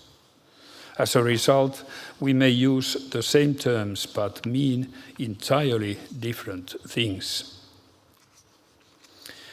There is no denying that the world is in dire need of dialogue. But not any dialogue will do. Instead of the current dialogue of the death, we need one that genuinely reaches across the dividing lines. One that is mindful of our differences, but one that aims to build trust and seeks to find our common denominators. This is where Finland wants to strengthen the international system and our common security. We remain committed to offering our good offices to facilitate processes that enhance global strategic stability. We also want to rekindle the Helsinki spirit. An important legacy of the original Conference on Security and Cooperation in Europe, held here in Helsinki in 1975, was the spirit of that meeting. The willingness of competitors and adversaries to sit at the same table despite their disagreements. Such a spirit is in high demand today on a global level. We urgently need to respond to fundamental questions of war and peace, climate change and biodiversity loss, pandemics, and the challenges of new technologies. We can only succeed in that together. It's a question of our common human responsibilities. What kind of a world we leave for future generations? Above all, these are not the same distant global issues, somehow detached from our national interests. They are at the heart of our own security, and therefore they reside at the very center of Finland's foreign and security policy. Thank you.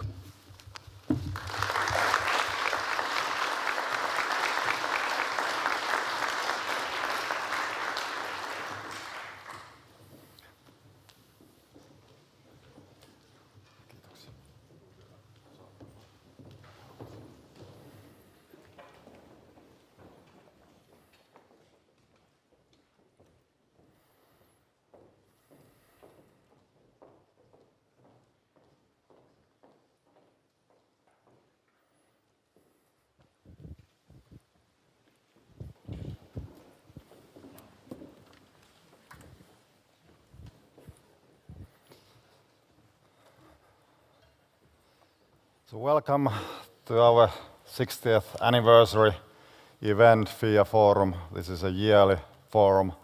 Last time we met a year ago discussing geoeconomics, the use or weaponization of interdependencies. And we had in this room, was it 20 people? It's a large room, but the audiences outside were much bigger than that. It feels now good that we have this chance to meet again face to face, get a clearer idea of where we stand. And we now next move to a panel discussion. And I would like to invite the panelists to join me here in front. And we have one panelist joining us from Oslo as well. I hope the connections are going to work.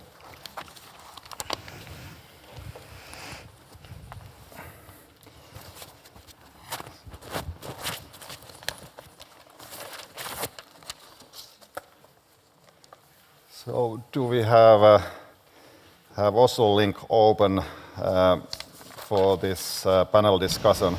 So let me welcome a really top-notch panel with key Nordic counterparts. It is a pleasure to have, and it is descriptive of, I suppose, our good work that we get such prominent people to discuss this time around Nordic issues. We had a meeting with the Nordic directors of our sister institutes from Iceland, Denmark, Norway, and Sweden this morning, and then we had a panel discussion. And it seems that not many differences exist in our mapping of topical issues when it comes to foreign and security policy trends. One of the panelists even was pointing out that we should have some disagreements, and then we had some. But we recognize our security cultures, we recognize where we are coming from. And it seems when the geopolitical situation has shifted, the times have become a little bit more difficult, more uncertain, ambiguous. The flow of events, the rhythm of events is increasingly rough, that the commonalities between the Nordic countries have been brought into better light. And that is something that was clear in the panel discussion this afternoon, and also something that is going to be highlighted in here. So let me introduce the panelists by posing a question to them, and we have the first panelist joining us, Ine Eriksen Søreide, Minister for Foreign Affairs of Norway. It's a pleasure of having you with us in here, Ine Søreide. Thank you. And let me pose your question. I know that I have been a keen follower of your speeches and interviews, eloquent, expressed thoughts on Nordic positions and also on Nordic cooperation. But often your focus goes into the Arctic issues, and that Arctic cooperation is close to your heart. So how do you see kind of the Nordic cooperation, and especially the agreements and the operational exercises between Norway, Sweden, and Finland in this respect? How does this trilateral cooperation strengthen Norway's security in the Arctic region? Well, thank you very much, and I also want to thank you for the invitation to speak here at the 60th anniversary. Right now, I'm also, of course, looking down at my very good friend Pekka. I feel like I'm looking over his shoulder when I'm hanging on the wall. But you can rest assured, Pekka, that it's only meant in a good way. I do think that for politicians like myself, and I think I can also speak on behalf of Pekka here, the academic research is quite crucial for us to make timely policy decisions and to also understand the complexity of global and regional developments and also their causes and how to find policies that can deal with them. So I very much welcome the close cooperation that you just described among our Nordic Institutes for International Affairs, and I'm very happy that you had a good panel this morning. I think it's fair to say that in addition to our history, our geography, our values, the Nordic countries are very much bound together by trust. And trust is, I have to say, quite a scarce commodity in international relations nowadays. But nevertheless, it's the very fabric that we build much of our cooperation on, and that we so desperately need in order to take risks on behalf of each other, which is much of what we do in also the Nordic cooperation. So this is really one of the key assets among our countries. Two very recent examples of that, of course, handling of the COVID-19 pandemic, where we, yes, had our differences on strategies from time to time, but we were united in one very important task, and that was from the beginning to get our citizens home from different places around the world and to ensure an effective handling of the pandemic with vaccines and treatments. The second issue that we have seen just recently is our evacuations from Afghanistan of our own citizens, of those who are vulnerable, and also those who are prone to threats from the Taliban. So this is really a very effective and transparent way of working. And we have really seen how the Nordic cooperation has just become closer over these two events. At one point, Pekka and I and our other Nordic colleagues were on video conferences once a week to coordinate the practical issues. Now we meet about once a month and still discuss many of the practical issues because we have that trust as a part of how we work. But we've also seen, and this also goes to your question on Arctic issues, we've also seen how the Nordic defense collaboration has developed over the years. When I was chair of the Foreign Affairs Committee in Defense and Foreign Affairs Committee in the Parliament from 2009 to 2013, NORDEFCO and the Nordic cooperation was not that practical. It was more or less about quite major investments that we wanted to do together, and many of them failed for different reasons.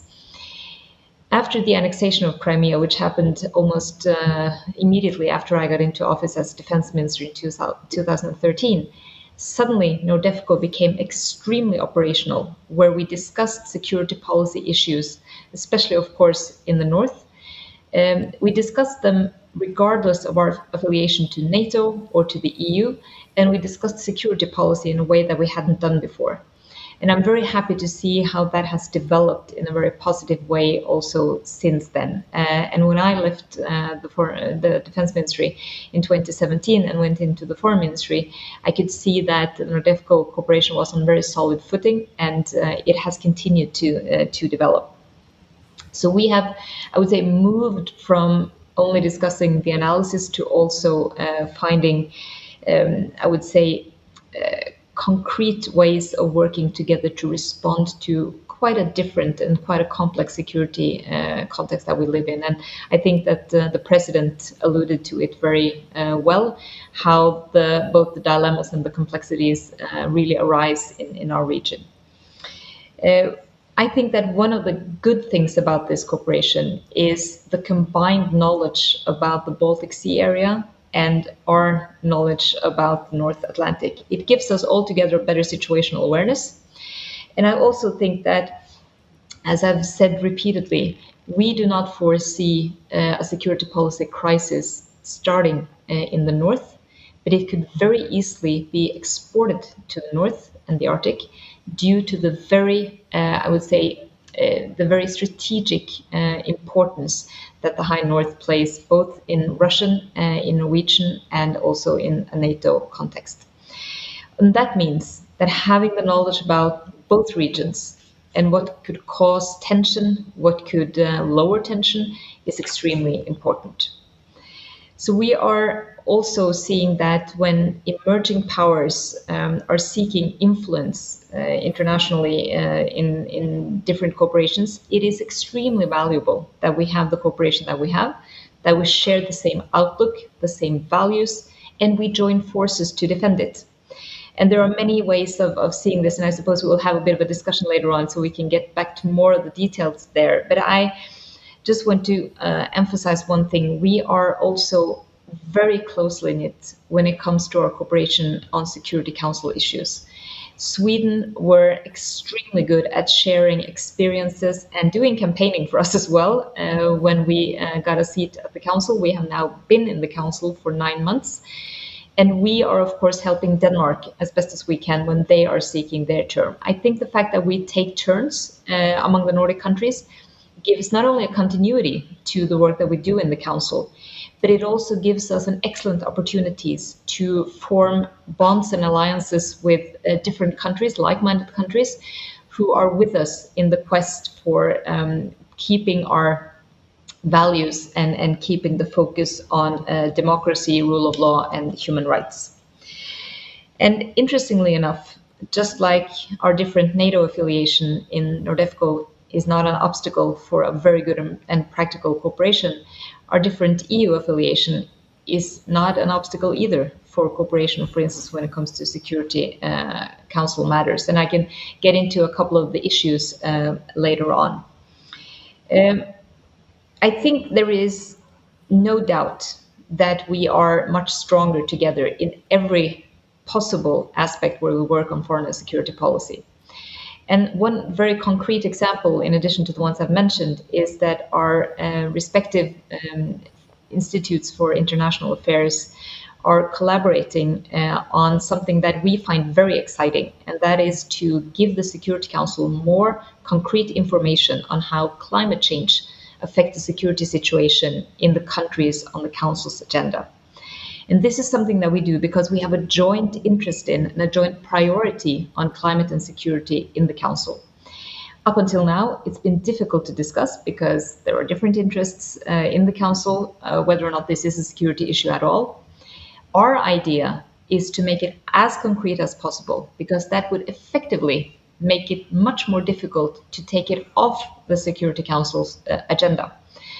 So we are hoping that this will prove very effective to all the Nordic and the Baltic countries who either have or will take a seat in the Council in the near future to use this network and opportunity. And I just want to lastly say that I'm very, very happy to see how that is playing out. It's extremely effective for us, and it will be also for coming Nordic and Baltic countries entering into the Council. So just to wrap it up, I'm very convinced that the trust that we have among our people and our governments and between governments and people, and also the fact that we trust each other's good intentions is maybe the backbone of the Nordic cooperation and why it is so solid and can withstand also challenging times. And we find practical ways of helping each other out in good times, in bad times. And I think that's a value that we have to really work to maintain and maybe also even export to others. Thank you. Thank you very much on those points, and that reminds me of something that we were discussing this afternoon with the Nordic directors, and with the idea that the NUPI director was pointing out that Nordic Baltic region usually or fairly constantly has a rotating seat in the Security Council. Perhaps we could establish something more permanent around that rotation of Nordic Baltic countries. So thank you very much on that introduction. And let's next turn to Pekka Haavisto, whom we know very well. That was pointed out by Kai Sauer, has been at FIA, has a background or alumni of FIA. Minister for Foreign Affairs of Finland, so welcome to our panel. And one of the key questions that I had in my mind when I was listening to the previous remarks had to do with these different sorts of difficult times. There's of course the geopolitical tensions. We saw the weakening of the multilateralism during the Trump administration, but we also experienced the pandemic, and that brought another layer of perhaps tensions and difficulties when it came to Nordic cooperation. The borders were closed and the flow of people was stopped. We withdrew to our national environments. How did you experience that period that this is still ongoing? Thank you, Mika, for the question, and good to see you, Ine, online. We were just in the same UNGA meeting in New York, and I think we have met really regularly, and good to be with other panelists representing other Nordic countries here as well, and of course with the audience who knows the work of the FIA very well. Really, something like 20 years ago, I had my corner in the FIA at Mannerheimintie, and I'm really time to time remembering it with the very good memories, because that was the time when the wider security issues were debated. Actually, that was not the official approach yet of the security policy, but in FIA, which was of course always some steps ahead, issues like environment, the climate, nuclear security, cyber, hybrid were already that time discussed, and I really remember those kitchen table type of discussions on the security, which are so important for researchers, but also for politicians to share ideas and sometimes even test some crazy ideas with others and looking ahead. And I think this is exactly what the foreign policy think tanks and research centers should do, and FIA has really played very well its part. Maybe before answering to your question, I was also, when listening these good speeches, I was thinking about the Nordic model. Is it something that still exists? Is it something that we should or could market abroad or offer as a model? And actually 3 cases came to my mind. One is very fresh. We were last week really in this UNGA meeting in New York, and the Nordic ministers met with the SICA ministers, which is a group of Central American countries, actually Honduras and Costa Rica and others were there, and we discussed about the environmental issues, climate issues, environmental technologies and all these issues, and I felt that we had a very good audience there, so to say, which we maybe don't cooperate so much as we could do, and countries like Costa Rica, of course, looking at the possibilities also with creating their climate sinks and with their forests and so forth. And I really felt that the debate was so intensive that could create something new with that group of the countries. Another issue that came to my mind actually was a couple of years ago. I was with Minister Ann Linde in Belarus, in Minsk, and we met with President Lukashenko. And it was a very lively debate, as you can imagine. It was prior to the election, and we tried to stress him how important it is to have free and fair elections and so forth. Unfortunately, we were not so successful in convincing him. But then he said a sentence that I always remember. He said that he would like to develop his country according to Nordic model, that Belarus would one day be a Nordic country. We were very proud, of course, for this announcement, but it might take some time before we are there. but Nordics as a model as well were there. And then actually a couple of weeks ago, we had, since Finland is now a chairman of both Nordic 5 and Nordic Baltic 8 group, which is actually a very well-functioning group as well. But we had in Hämeenlinna, in Vanajanlinna in Finland, a meeting where this Nordic Baltic 8 was meeting with the Visegrad countries. So the 4 countries, Poland, Hungary, Czech and Slovakia. And it was an interesting debate. And currently the chairman of Visegrad group is Hungary. And Hungarian minister was here as well. And there I also had this feeling that, well, we are quite distant in some values, in some issues, but definitely something that we have achieved in the Nordic countries could be used as a model both for Visegrad and for the Baltic states and so forth. And this kind of cooperation is very, very important. So Nordic model, in my mind, is alive and kicking, so to say. Then maybe a couple of points, and I think what Ine raised up, we have some success stories with the COVID-19, and one of the success stories definitely is this evacuation of our own citizens, our own national flight companies and SAS, Finnair, all of them flying back not only our own citizens, but the neighboring country citizens, well-coordinated, well-organized manner. And another example that Ine took, and she was very shy to say how important role Norway played in Afghanistan evacuation. Actually, our people were really relying on Norwegian support on the Kabul airport and the field hospital that they have established there and so forth. And we had excellent cooperation both with Sweden and Denmark as well. And it was something that it was not based on any agreement. It was just telephone calls and people meeting at the Kabul airport and then establishing very practical cooperation. I think we did very well as Nordic countries on that. And then I would like to mention also the good cooperation by Norway on the Security Council membership. You have been consulting the Nordic countries all the time on topics. We have been hopefully feeding you and of course supporting your candidacy at the early stage, and we'll do the same with Denmark as well. And you all have been supporting Finnish candidacy for the UN Human Rights Council, which will hopefully be elected now in October. But also I would like to mention the Swedish excellent OSCE chairmanship and the presidency of OSCE, because OSCE, as we know, is in difficulties as an organization. We have many frozen conflicts in this region, and Sweden has done utmost good job. And as Minister Linde has been traveling almost all OSCE countries and at least all conflict areas and so forth, sharing the information, taking the phone, calling us others and telling what has been her impressions. And this is very important when we look, hopefully, a successful celebration year 2025, mentioned also by President of the Republic.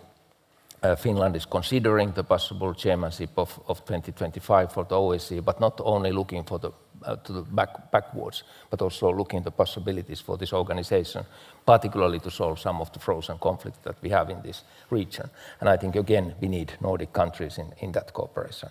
I will finish here and happy to take part in the debate. Thank you. Thank you, Pekka. Good points. Nordic cooperation in changing times and in different crisis scenarios seems to be increasing. And we have been talking about the Arctic, and that brings me to our next speaker, panelist, Aaja Semnitz Larsen, Member of Parliament in Denmark, and also the chair of Arctic Parliamentarians. So you have a unique position. How do you feel, how you see the geopolitical or re-emergence of geopolitics in the Arctic? We know that there's territorial claims, there's hunger for resources in Arctic. We know that the Russian position has been becoming sterner over the years in several issues. We know the Chinese future prospects and plans for the Arctic to a degree. So how would you describe overall the situation in the Arctic and far north? Thank you. And thank you very much for having me. It's a pleasure to be here among ministers and colleagues and friends. First of all, I want to say that Greenland is open for business, but we're not for sale. And I think a lot of you have probably heard that Trump wanted to buy Greenland a couple of years ago. And the discussion before was saying that the Trump era is behind us. It might be in front of us as well. And looking at the numbers when it comes to the interest for Trump and Trump's politics in the USA, I think it's actually something that could happen. So I think that's why I wanted to say we're open for business, but we're not for sale. And there's no doubt not only America, but also China and Russia is showing an interest to Greenland, maybe for different reasons. But it's important for us to make sure that when there's increased interest, there's also going to be a potential for increased conflict in the area, in the Arctic area. And I think it's very important, not only on behalf of Greenland, but also on behalf of the Arctic countries to say, we need each other and we need to make sure that we have this good collaboration. And I think first and foremost, the 5 Nordic Arctic countries, we need to work much closer together when it comes to Arctic issues. That's very important for me to say. And then, of course, we have US and Canada on one side, and then we have Russia on the other side. And we need to figure out a way of making sure that the Arctic will still be low tension in the future. And what's going on outside of Arctic might affect the Arctic as well. For example, looking at the EU sanction when it comes to Russia, will there be some kind of a spillover when it comes to the Arctic? It's just a question that I'm raising because I think it's very important for us to have these kind of discussions. And we have the Arctic parliamentarians, which actually initiated the Arctic Council. And I don't think so much of you have heard about the Arctic parliamentarians, but there's one member of each parliament representing the 8 Arctic countries. And it's important for us to make sure that, you know, indigenous peoples' issues are being dealt with, and it's something that we're raising towards the ministers and the Arctic Council, but also climate change. And we need to remember that the climate is changing 3 times as much in the Arctic compared to the rest of the world. It's really something that's affecting both the living, but also the opportunities for people living in the Arctic. And then sustainable economic development, that's so important for us. And I usually say it's important for us that we don't just become a museum in the Arctic, but it's actually a nice place to live and that we're able to create local jobs. So that's what's important for us as Arctic parliamentarians. When we talk about the Arctic parliamentarians or whether we talk about the Arctic Council, we usually talk about things that are, you know, easy to talk about. Indigenous peoples' issues, sustainable economic development, and climate change is something that we mostly can agree upon. But we also need a forum where we're able to discuss security issues. With all the Arctic member states, I think that's very important to focus on that in the future. So we need to have, you know, different discussions, also the tough discussions on how should it be in the future. And looking at Russia, because it's kind of like the elephant in the room, I think in many ways Russia also likes to have peace and low tension in the Arctic because they have so many natural resources in the northern part of Russia. But we need to, you know, be aware and we need to know what's going on. And especially what's going on in the northern part of Russia is something that's of interest for all of us in the Arctic. We know there's 6 new military bases in Russia, in the northern part of Russia. And actually they're able to get to Greenland. This is something that's, you know, being discussed back home in Greenland. And I just want to say that recently we had a survey where people in Greenland were asked, are you afraid of the interest that's coming from US and Russia and China and so on? And people were saying, actually, we're more afraid of the inequality in the Greenlandic society. We're more concerned about the social issues. So it's the close issues that are important for people back home in Greenland. But we, as trustworthy politicians, need to take these kind of tough discussions and have a forum to discuss this in, instead of only having diplomatic forums. I think it's important also to have these kind of talks. And then I just wanted to say lastly, I was able to get funding for a small research center that's going to take place in Greenland, and with a focus on foreign affairs issues. And I think it's important for us as Greenlanders. We have a saying, nothing about us without us. We want to have a bigger part to play when it comes to foreign affairs. And this is still an issue that Denmark is responsible for in Greenland. But we need to do capacity building in order to do that. We need to have more people with knowledge. We need to have research on foreign affairs issues in order to build our own capacity so we can play a bigger role when it comes to foreign affairs. So I just wanted to say that lastly. But thank you so much for having me. Thank you. And your remarks on President Trump's ideas of buying Greenland from Denmark brought to my mind something that I was reading over the weekend in Washington Post.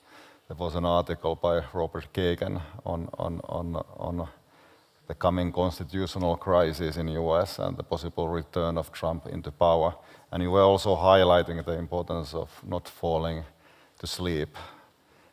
Things are happening around and they come from different corners, the possible crisis impulses. And you're quite right that this great power politics that we are entering into when we are talking about geopolitics, it's perhaps not the type of great power politics that we used to see during the Cold War years, for example. It's geopolitics with characteristics of interdependence, and therefore it is a little bit more scary than perhaps what we were witnessing during the fairly predictable, but at times very tense Cold War years.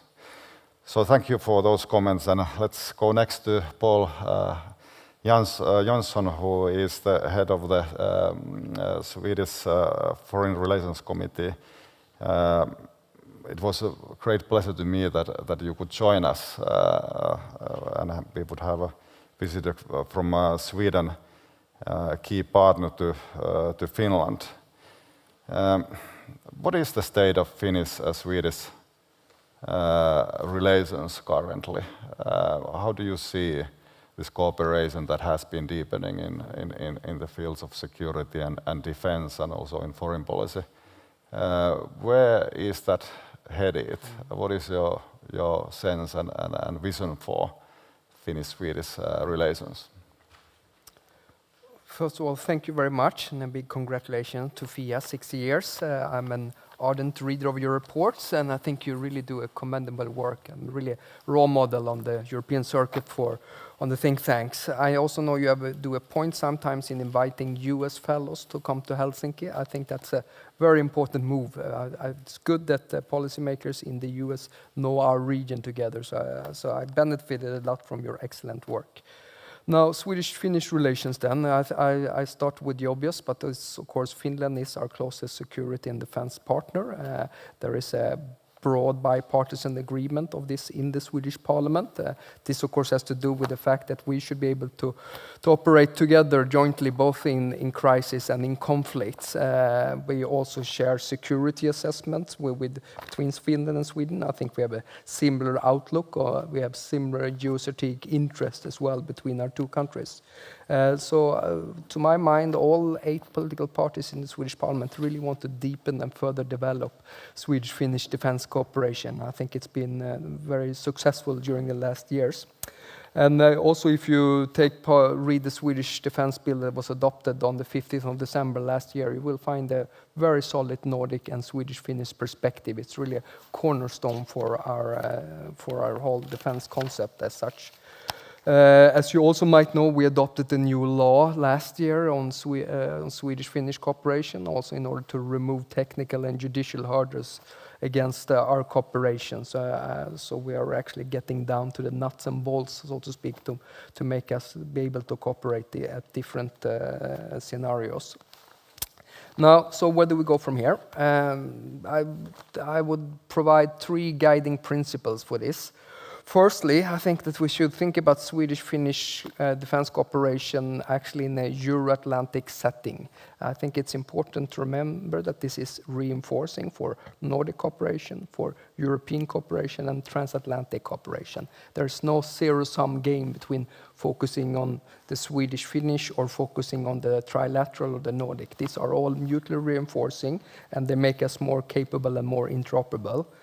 I think an excellent case in point there is really the trilateral statement we have between the Sweden, Finland and the United States. All the Nordic countries want to strengthen the transatlantic link, and we're also dependent on US military presence in our region. So this trilateral statement actually benefits all the Nordic countries. I think on the NATO level, you see more and more we're working 30+2 because we're both EUP partners. I think we've done progress on getting access to the political consultations inside NATO, but also doing more exercises with NATO. So that's all fine. So where would I like it to the cooperation to expand, or where does it have potential to expand further? I would actually say on the common security and defense policy. Here is an avenue where we could do more, to my mind. You all remember, of course, the Amsterdam Treaty, where Sweden and Finland initiated the Petersburg task. I would be open for maybe Sweden and Finland working more closely. It could be with PESCO projects, it could be with the European Defence Fund, or maybe even most important right now, and also trying to shape the strategic compass, as this is coming to a landing during the French presidency. I think we could do more here on the European level. Second point then, what should we focus on? Well, Swedish-Finnish cooperation, I think, should focus on enhancing operational capabilities and improving resilient societies. We've been doing well when it comes to cross-border training. We've been working on joint operations, assured access. That's working very well. I think there's still room for improvement when it comes to situational awareness, when it comes to air and sea surveillance of actually connecting the dots area. I think we can go even further on this regard. Now on societal resilience, of course, working against hybrid threats, that is an obvious where we can work more together. Finland, of course, provide a golden standard within the Euro-Atlantic community when it comes to the total defense concept. We have a lot to learn to you, particularly when it comes to security of supply. And there, I think something that Sweden and Finland, or Sweden has a lot to learn from Finland. Now, last point, which I think maybe is the most important, the credibility and the capacity of Swedish-Finnish defense cooperation rest on a stronger national defense capabilities. There's no way around investing into your own armed forces if you want to become a good partner in these kinds of cooperation. I'm glad that Sweden, to my mind now, is on the right trajectory. As you know, we're increasing our defense expenditures with 40% for the next 5 years, where there's a majority in the Swedish parliament, also for us to move up to 2%. I hope that we will be able to also be a security provider and a force for good in our region, and also help to contribute to Finnish security. But I'll stop there. Yeah, thank you. And that reminds me of something that was also included in the President's speech, that one needs to understand that these different types of minilateral, trilateral, bilateral cooperations that are and agreements that are made perhaps not necessarily exclude one another, that we should see them as patches on a fabric of security fabric. So the more you have those, the stronger the fabric becomes. There has been a discussion in Finland, for example, concerning the Norway, Denmark, Sweden trilateral agreement. But from this point of view, as the President was emphasizing, it doesn't deduct from the larger fabric, regional fabric that has been put together in a remarkable speed. So thank you for that. And let's have another round of comments. And one of the key factors I think that is influencing our foreign policies in the Nordic context has to do with rule of law and the rule-based order that we so much yearn for. Last weekend I was reading Christoph Heusgen's interview in Der Spiegel, and he was putting the increasing conflict and tension in global level between countries that adhere to the rule-based international order, and he said that this is based on a United Nations Charter and to the Universal Declaration of Human Rights. So kind of giving more flesh and blood when it comes to rule of law and rule-based order. Christoph Heusgen has served 12 years as an advisor to Angela Merkel. So there must be something in this, kind of a division of people who, countries and states who adhere to these rules and rule-based order, and then countries who do not. And that takes me to a question to you, Ine Søreide. When it comes to Norway-Russia relations, you have been expressing that this is based on a kind of a very constant approach that has been predictable, based on three principles: clear, firm, and predictable. How is that fairly constant approach handling this situation when we can clearly see that the status quo in the Arctic region, for example, is perhaps drifting a bit in somewhat alarming ways? So how would you describe the Russia relations that Norway has? Well, I think you are absolutely right in your first remark that we base our policy, and we've always based our policy towards Russia, on clearness, firmness, and predictability. And that is quite obvious when you see the asymmetry in the size between us, and also the fact that Russia, of course, is a military superpower who has many of its most important assets located almost right outside our living room door, so to say, in the Kola Peninsula. And of course, strategically, this area is extremely important to Russia, as it is, of course, also to Norway and to NATO. And especially when you regard how the North Atlantic and our ability to receive reinforcements across the Atlantic is extremely important to European security. So that is why there needs to be firmness and predictability, but there also needs to be an important bilateral relationship between two neighbors. And that is why we emphasize so much to all the time try to find areas and ways of cooperation, either on the practical side or otherwise, just to make sure that we continue to stay good neighbors. And I've always said that the relationship with Russia and Russia is a defining factor of Norwegian foreign policy. I think Pekka would say almost the same. And it is merely because we are neighbors, we need to cooperate, we have a lot of common interests. And I would just like to allude to the fact that even though we are fully aligned with the EU restrictive measures after the illegal annexation of Crimea, we are also continuing our bilateral cooperation on the 4 commissions, for instance, on joint fisheries management, on economy, on nuclear safety and security, on environment. And that's going well, even though we are fully aligned with the rest of the international community in condemning violations of international law. We are also very concerned about the internal human rights situation in Russia, but we are trying to find ways of cooperate with Russian civil society to make sure that we can give support wherever we can. We are having an extensive people-to-people contact, and of course being difficult right now because of the pandemic situation and the closed borders, but that's a backbone of our relations with Russia. And we also have much more political contact than many other countries have. And I think it's important to separate what we can do bilaterally and looking for areas to cooperate where we have joint interests, at the same time being extremely firm and principled when it comes to the breach of international law, when it comes to the human rights violations inside Russia, the deteriorating situation for civil society. And I also say that we need to also focus on areas where there is a room for a discussion that can lower the tensions.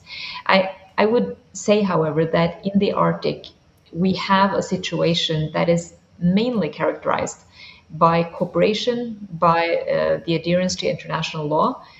And that is something that we have worked out also in the Arctic Council in a good way.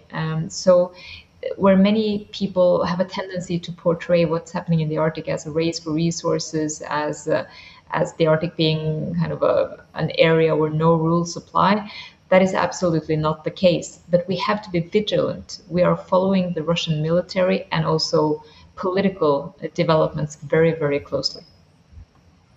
Yeah, thank you. Minister Pekka Haavisto, how would you reflect on that position? Clear, firm and predictable. You were meeting with Foreign Minister Lavrov a few months back, and when I was watching it, it was clear and firm. But how about the kind of the dialogue aspect of it? President was highlighting Helsinki spirit and the need to have dialogue as well as clarity and firmness. What is your take on Finnish-Russian relations? First, I want to a little bit reflect what Ine mentioned about the Arctic Council, because I have to say that for me, the Reykjavik meeting of the Arctic Council now in May was somehow eye-opening, that when all the foreign ministers were there, we were 8 of us, 5 Nordic ministers, US Blinken, Canadian minister, and Lavrov. And we were sitting at the dinner table. And then, you know, what to discuss, of course, we discussed about the Arctic issue, but then Minister Lavrov told about his Dacia, and Ine told about her parachute jumping, and Canadian minister was astronaut, if I'm not mistaken, and so forth. So people have their hobbies and so forth. And I have to say that it was a little bit this kind of kitchen table feeling, 8 Arctic ministers together, and hopefully it also served the purpose, which was that you know, we are living in this region together and there are common interests here. And I particularly remember when we were discussing with Minister Lavrov about the nuclear waste situation around Novaya Zemlya and around the Murmansk Kola Peninsula area, and how to pick these nuclear wastes up, which is also interest of Russia. Or what do we do with the climate issue, when he was saying that, you know, now when the permafrost is melting into Arctic areas, their oil pipeline and gas pipeline are collapsing. So they are losing infrastructure because of the climate change, which is very concrete issue, and how to react to that and what to do. And I think I fully agree what Ine said, that there is also common interest, even if there are very different views on democracy issues, human rights issues, and we have to be very clear on those as well. And our policy, of course, from Finland has been that particularly if you have differences, then it is very important to meet and discuss those differences and different views. We have been sometimes asking that why do you meet people with whom you disagree?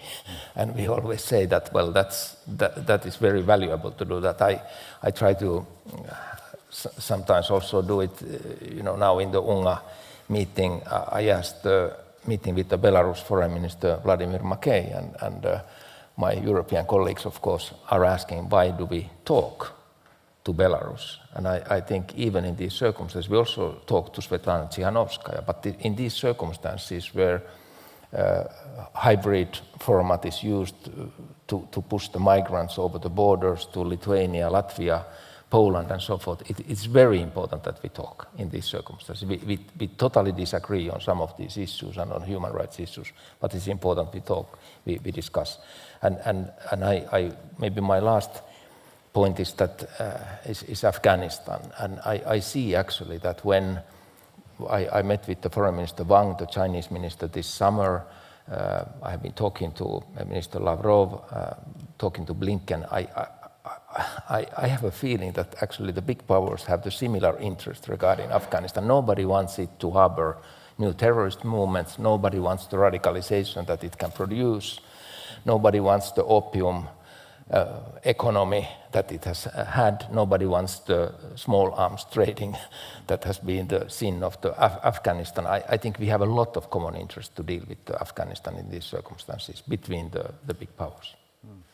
Yes, kind of pointing out the human dimension and facing global challenges like climate change, that human dimension can form certain types of basic interests that kind of then align in certain cases if we have tools then to kind of match that alignment of interests.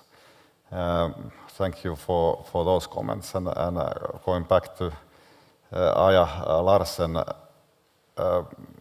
Russia, yes, it is present in the Arctic. There's quite a lot of extraction of hydrocarbons that is happening there. There's rare earths in Greenland. China wants those, so there's takers besides Trump for Greenland and what is in there, what is there to extract. From this human angle, how do you view these developments, and how much worry there is concerning these big projects that are happening when it comes to natural resources, but also the human dimension of changing environment? It's very important. We just had an election back home in Greenland, and the party I'm representing, we won the election, and we're leading the coalition. And it was an election where uranium extraction in South Greenland was being discussed, and the majority didn't want that to happen, and my party doesn't want that to happen. But we're pro-mining. We think it's important to have sustainable mining in Greenland, and we only have a handful of projects that are active right now. So making sure that there will be a stronger economy and that we would diversify the economy and the income, not only based on fisheries, which is around 95% as it is right now, but also making sure that there will be an income from tourism and from mining and extractive industry is something that's important for us. But looking at the specific project, the uranium mine, it's an open pit in the background, close to a city where 1,300 people are living in a UNESCO World Heritage area, where there's concern for the people, there's concern for the environment. So that was the primary reason, actually, why we decided we're going to say no to uranium. And it's been a policy of us for many, many years. But we need to, have funding for welfare. We need to make sure that, we're not just a country that's based on block grant from Denmark or educational grant from EU, but that we're actually getting, a stronger economy, that we're actually educating our young people. And actually, I think we should be more people in Greenland, because of course, independence is always something that's brought into mind when we talk about Greenland, because 75% of people in Greenland would like to have independence, but in different pace. And for me, it's a long-term goal. And I think it's important to have a good collaboration with Denmark. And I think with all the interest that we're seeing, maybe it's more important to choose sides. You have China on one side and you have US on the other side as great powers. And, being a part of the realm and being part of the collaboration that we have with Denmark, and the close collaboration that we have with EU and the US, I think that's, a good path actually for Greenland to go. But when we say no to Chinese investment in critical infrastructure, we need to have an alternative, for example. So we need to have foreign investments from different places. So it's, finding a balance between being very pragmatic on one side, which I think is very important for us, and also have different political issues and ideas that are important for us to keep.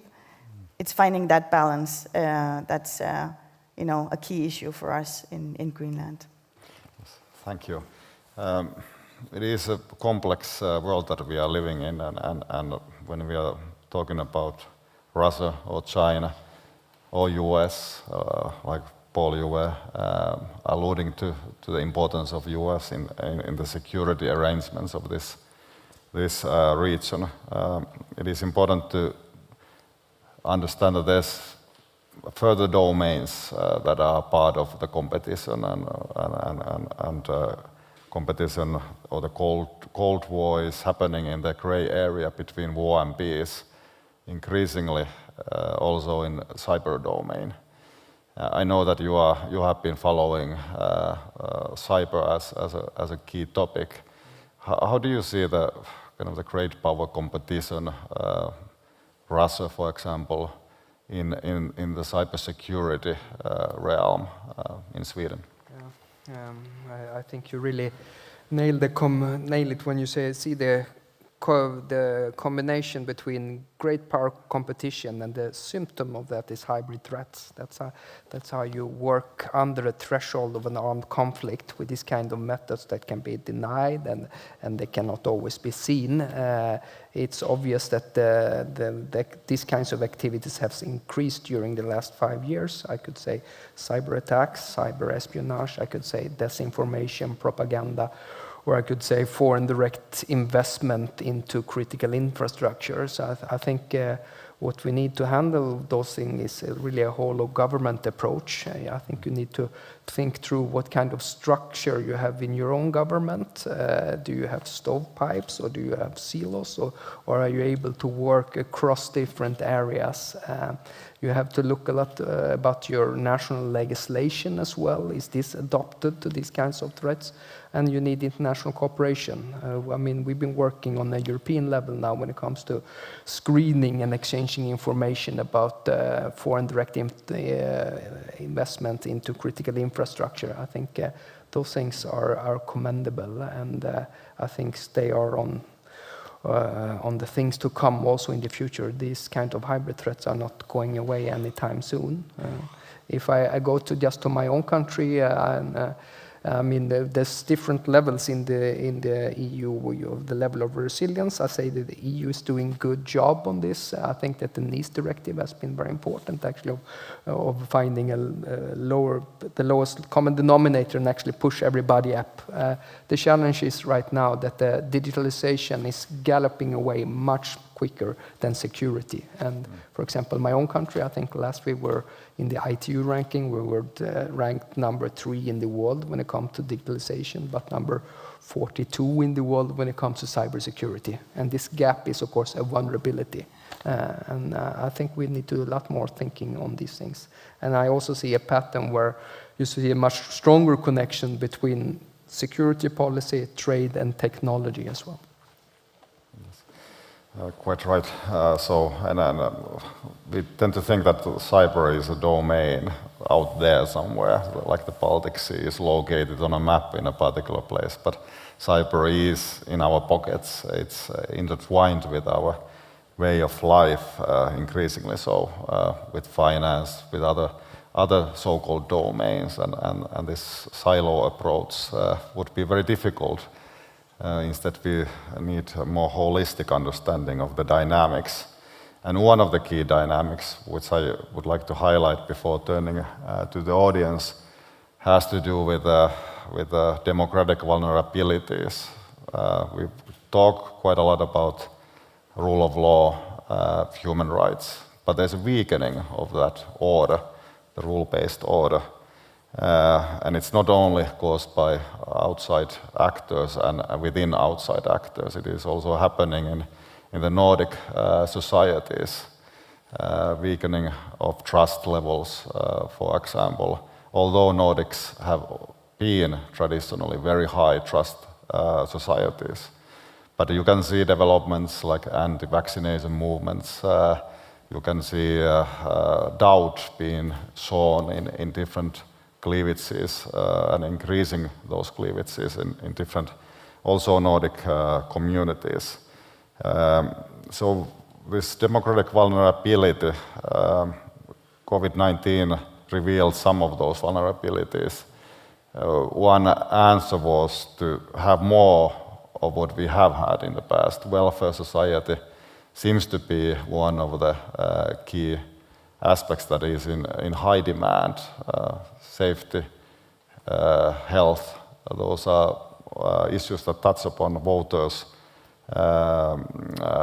when they are voting. So how do you see the Nordic model itself?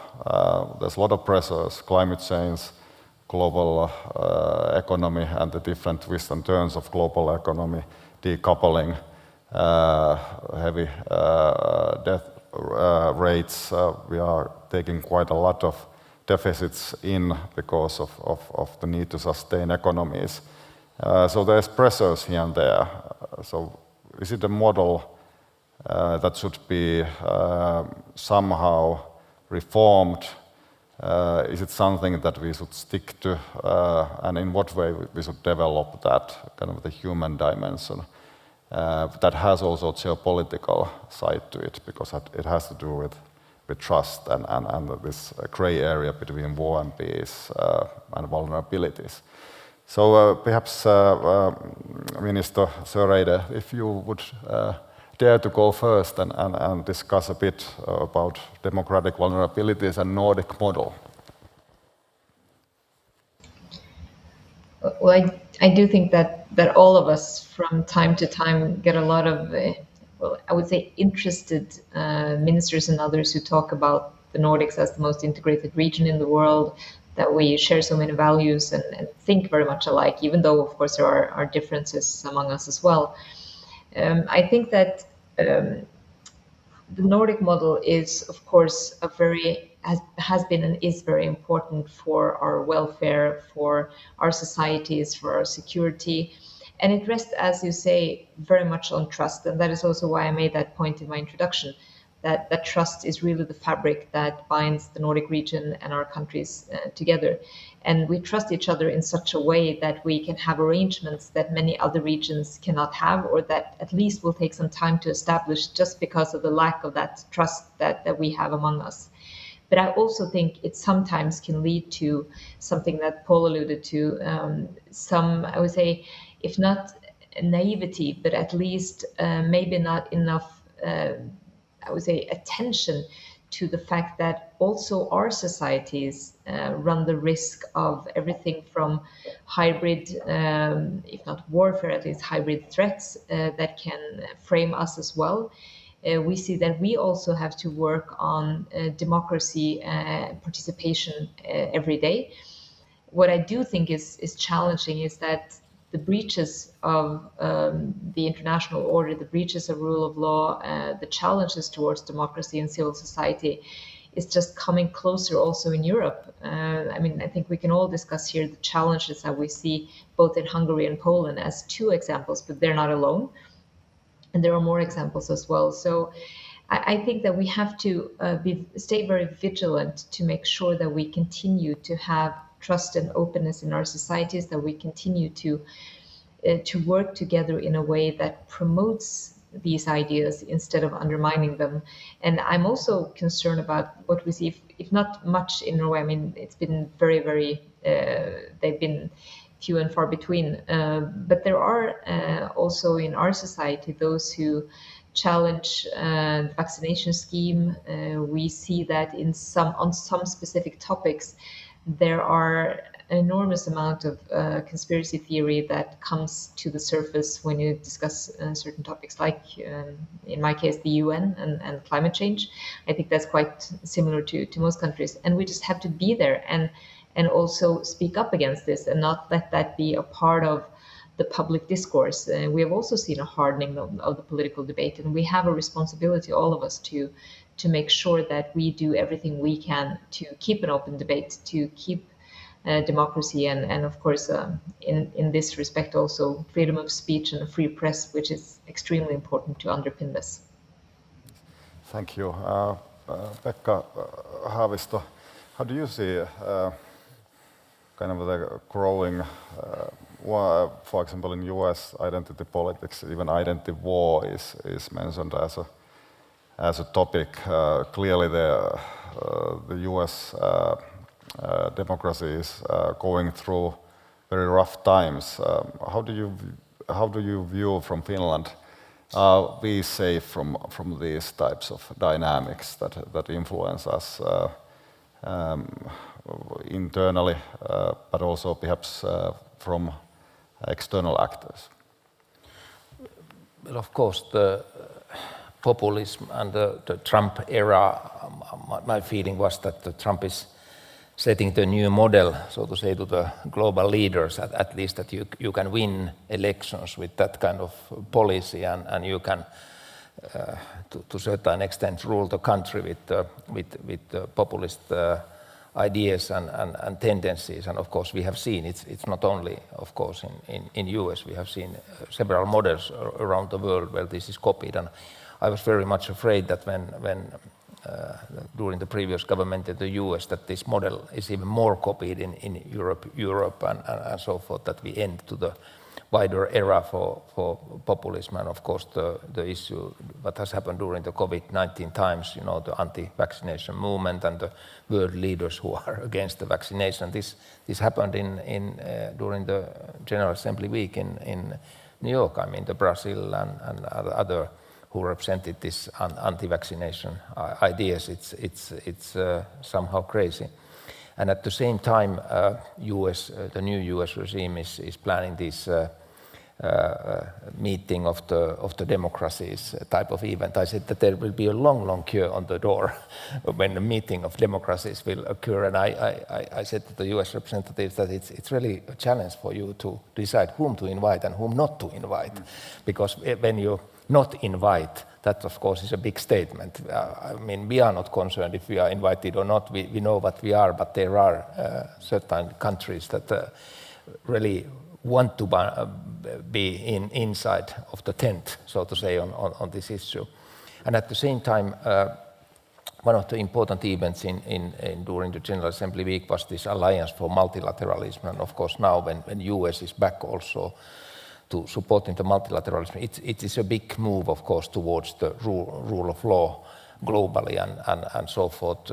US back to many important institutions, including supporting the UN agencies and so forth. I think this is a good move, but of course, as my colleague mentioned, we don't know what is the next move and what will happen next. Of course, the tendencies are still there. Maybe this is my message. One issue maybe about the COVID-19, I think this resilience and security of supply that was mentioned here is something that we in the Nordic countries also learned, that well, we are for the open economies and world trade and others, but we have to be ready also for a situation when things are closing and our support lines are closing and supply lines are closing and so forth. And this is of course an interesting situation, and it was interesting to be with my good Nordic colleagues in those ministerial meetings online when the COVID-19 really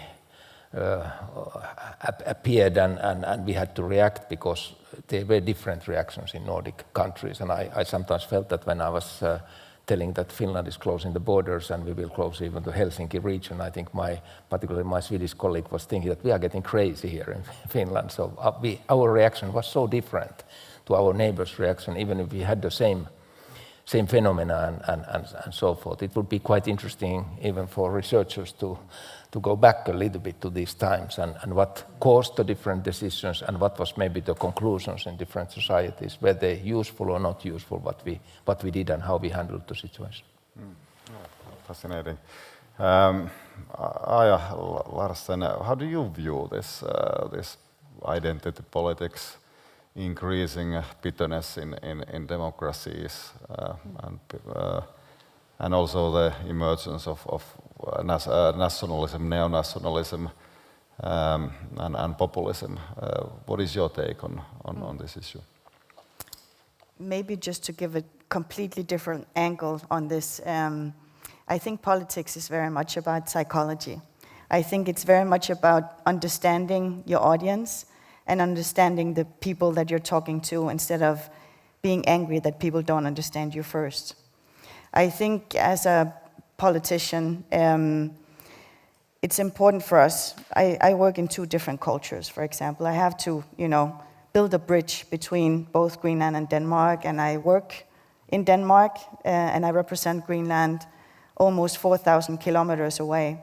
So it's really, you know, it's trying to be diplomatic and also trying to make sure that people understand me both in Denmark and in Greenland. And I usually say, in order to build a bridge, you need people on either side. You need people in Denmark, you need people in Greenland, trying to understand or wanting to understand each other. And I think that's very important because the president, I believe, before was talking about that usually we talk about the same term, but we see it differently. And I was in the United States just before the COVID-19 situation in February, I think, in 2020. And I was talking very much about welfare, which I think the Nordic countries see as something that's very positive. But when we talk about welfare, for example, in the United States, it's something that they're seeing quite negatively on. So it's, you know, I was talking very passionately about Nordic welfare and how important it was in order to make sure that there won't be as much inequality and such. And I think, you know, trying to understand the other part is very important in order to make sure that the language I'm speaking is something that they can understand. And I think that's actually quite central when it comes to finding common ground and finding common results that we can, you know, see ourselves in from both sides. So it might be a different angle, but I think it's an important point to make, that we need to understand that these are, you know, the way that people see things in Russia is different compared to the way that people are seeing things in Canada or in the Nordic countries. And figuring out how can we talk to each other in a way that, you know, we're actually creating results together. I think that's important for us. I hope it answers the question, but it's a different angle to it. Well, it is a different perspective, but I appreciate that and your position also bringing in that side, building bridges from both sides. That's fascinating. Paul, you've already talked about cyber. And that Sweden is taking it seriously and trying to get away from kind of a silo of thinking in this respect. How do you see the Swedish society going through pandemic, but also kind of this general trend towards rougher times for democracies? What is your take on Swedish? The healthiness of Swedish democracy. If I start from the pandemic and the concept of trust and pandemic, it hasn't necessarily been particularly compatible. What you have been seeing during the pandemic is an infodemic. You have a lot of disinformation being directed against vaccines, vaccine producers, and then of course you've been seeing a lot of cyber attacks because we've been going, you know, put the digitalization on steroids. So we've been seeing a vulnerability there. More general on trust, of course, it's a great advantage of the Nordic countries that we have a strong trust, and if you don't have a trust, it's like a taxation. What I think Ine really also was talking about, but let's not mix trust and idealism. What I want also in my society is awareness. As we're going to more troubling times, maybe we have to be more aware sometimes when we open our computers with the risk of a cyber attack, or more aware that the risk of having a foreign direct investments and the unintended consequences of that. I think that is, or they're aware of the risk of an armed conflict as well. And I think we as politicians, we also have a responsibility to say how things are and also create that kind of awareness. If I could just give you one good Swedish, to my mind, good Swedish example is that we published actually an orange booklet.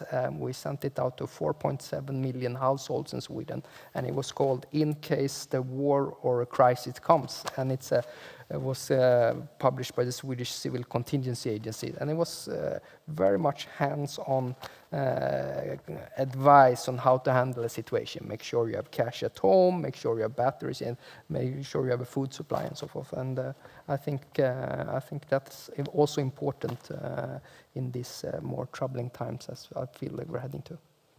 I think you are quite correct that we have to recognize the patterns and recognize and be informed of and inform others as well on these patterns. I think that we have learned quite a lot when it comes to election meddling, both external and internal. We have learned how the contemporary politics works, and that has an immunizing effect when it comes to infodemics and all of that.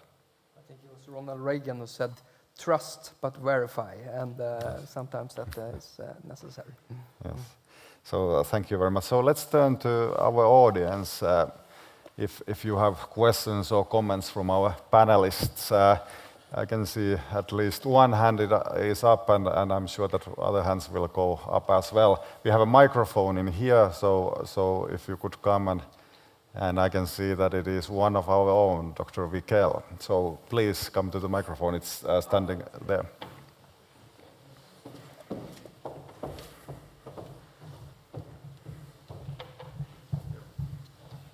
Yeah, thank you very much, and thanks for this rich debate. I was noting that there was a lot of mentioning of hybrid threats and democratic vulnerabilities. And of course, hybrid threats are those that tries to use those democratic vulnerabilities to its advantage and also exacerbate those democratic vulnerabilities, right? But I think we should remember that democracy is not only vulnerabilities. Democracy also has very strong advantages in this hybrid context.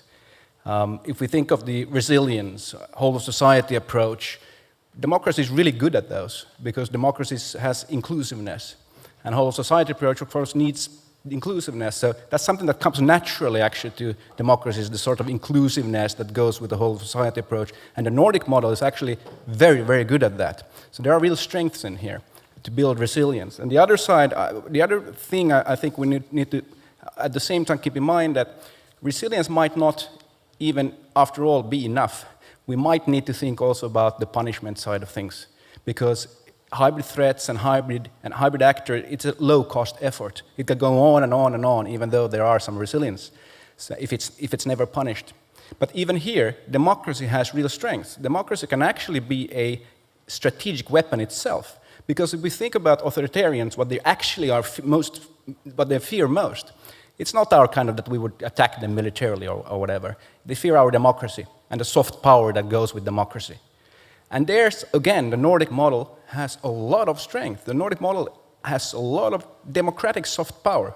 So I think that's something to keep in mind as well, or focus more on in this debate. Thanks. So thank you. And if we don't have any other questions at this moment, let's go, perhaps Paul, we could start from you. So kind of the power aspect of the model. How would you reflect on the comment? Yeah, no, but of course, and of course we should not necessarily respond in kind when we're exposed to disinformation operations, with doing propaganda the other way around. That's not who we are, and that's not what we do. And unfortunately, we're not fully vaccinated against these disinformation operations. There are some things you can do also in your bureaucratic structure. In Sweden, we're actually reimposing something called an agency for psychological defense, whose pure mission is to identify and being able to respond to these kind of disinformation operations when we see they are systemic from some places as well. So there are some measures that you can take in this regard as well. Okay, thank you. Yeah, well, how would you respond to Dr. Wikel? I thought it was a very interesting comment, and it just brought a lot of thoughts into my mind. I think besides the fact that we were talking about a clear, firm, and predictable, way of acting when it comes to defense, I actually think transparency is something that I would like to bring to the table. And the fact, if we want to keep low tension, I think it's important to be as transparent as we can be when it comes to, of course, providing information and so on. And just looking, for example, at Greenland and the fact that we had this Arctic capacity package, and it was actually Denmark that decided to build the defense in Greenland, but with a focus on low tension. It's much better than if it were the US, for example, doing something in Greenland. So I think making sure that, the different things that we're doing, we're having a transparent process, as transparent as it can be. I think that's very important. So I just wanted to say that. And then just to the democratic dialogue, I guess social media and learning in public is also something that I find quite interesting, because we always talk about social media as something where we as politicians are providing information, for example, to the public. But I actually think it's quite interesting to bring different difficult discussions to the table and ask people, this is my opinion, what do you think? And actually one of the things that changed my mind was the defense policy in Greenland. And before in Greenland, a lot of people, young people, they didn't go to the defense to get an education. And it has changed during the years that I've been in the Danish parliament. And we've been able to get funding for a defense project back home in Greenland. But it was discussed, and there were different opinions on this issue. But I think having a debate and listening to different opinions about this actually changed my view on things. So I think this democratic dialogue and talking to people and learning in public is also quite interesting as well. Yes, reminds me of what Pekka Haavisto has said about kind of the human empathy, kind of opening up bridges through kind of mutual shared conditions that are shared all over. But Pekka, how do you see this issue that was brought out? Yeah, that was an interesting point of view. Maybe two remarks. One of course is that if we can create a rule of law also against the cyber attacks, that would be great. But I just noticed how difficult it's to attribute the real source in this cyber world. We might know that it's coming from some country or some geographical location, but we don't really know who. Is it a state actor or non-state actor and so forth? So to punish somebody, we can name and shame, but even that has some limits. And we have seen also from the Finnish side how difficult it's to really attribute to somebody. Then, of course, what we see at the same time is this cyber race, so to say that if somebody threats to block your health system or your energy production system, you make a counter threat. And then you are in this cyber race, and that's of course what is currently happening. I understand that the Putin-Biden meeting was partly about that in Geneva, that if somebody is violating us, we are ready to violate you, and we are serious on that. And this is of course what is happening on cyber world as well. Let's go to Oslo. Minister Søreide, how do you see this issue? Well, I pretty much agree with all the other speakers, and I think Dr. Wikel posed a very interesting question and a very interesting connection between democracy and our own resilience.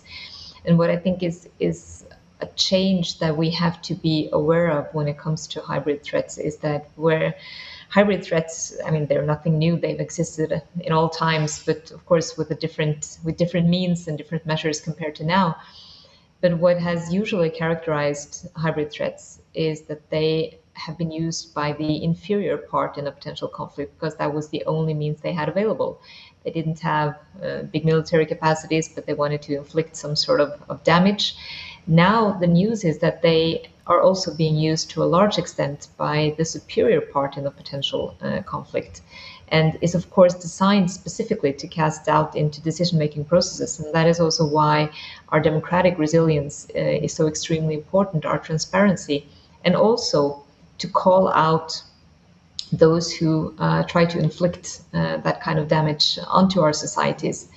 I fully agree with Pekka that attribution is a very difficult topic, but at least I think we need to present a political cost by doing this, because if we don't do that, I think we also undermine our democracies and our resilience, and makes it easier for actors, be they state actors or non-state actors, to actually continue that activity that could be damaging and completely undermining to the way we arrange and live our lives.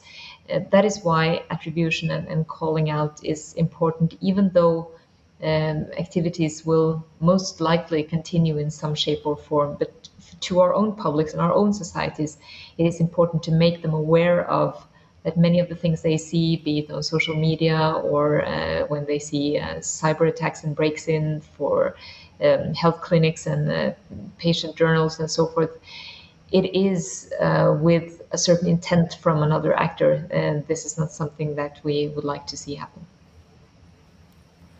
All right, thank you for dialogue on that question. Let's next turn to Professor Teivo Teivainen from Helsinki University. Perhaps, Teivo, if you could come to the microphone. Also a member of FIA Council. Well, thank you. Excellent conversation and dialogue. Thank you. My question would be about future implications of climate change and political and social and economic tensions around it as a challenge for security and democracy in Nordic countries. And when you leave the building, you will note that Extinction Rebellion Finland has just started a fairly big civil disobedience out here. So you will see a lot of police. You will see possibly demonstrators being carried by the police. We don't know yet. So I'm wondering how you see it if the and as scientific community tells us the climate crisis will get worse. How do you think Nordic countries will be able to cooperate in order to face it, and whether traditional representative mechanisms will be able to do the job? And how do you see the role of protest movements, and including non-violent civil disobedience? Thank you.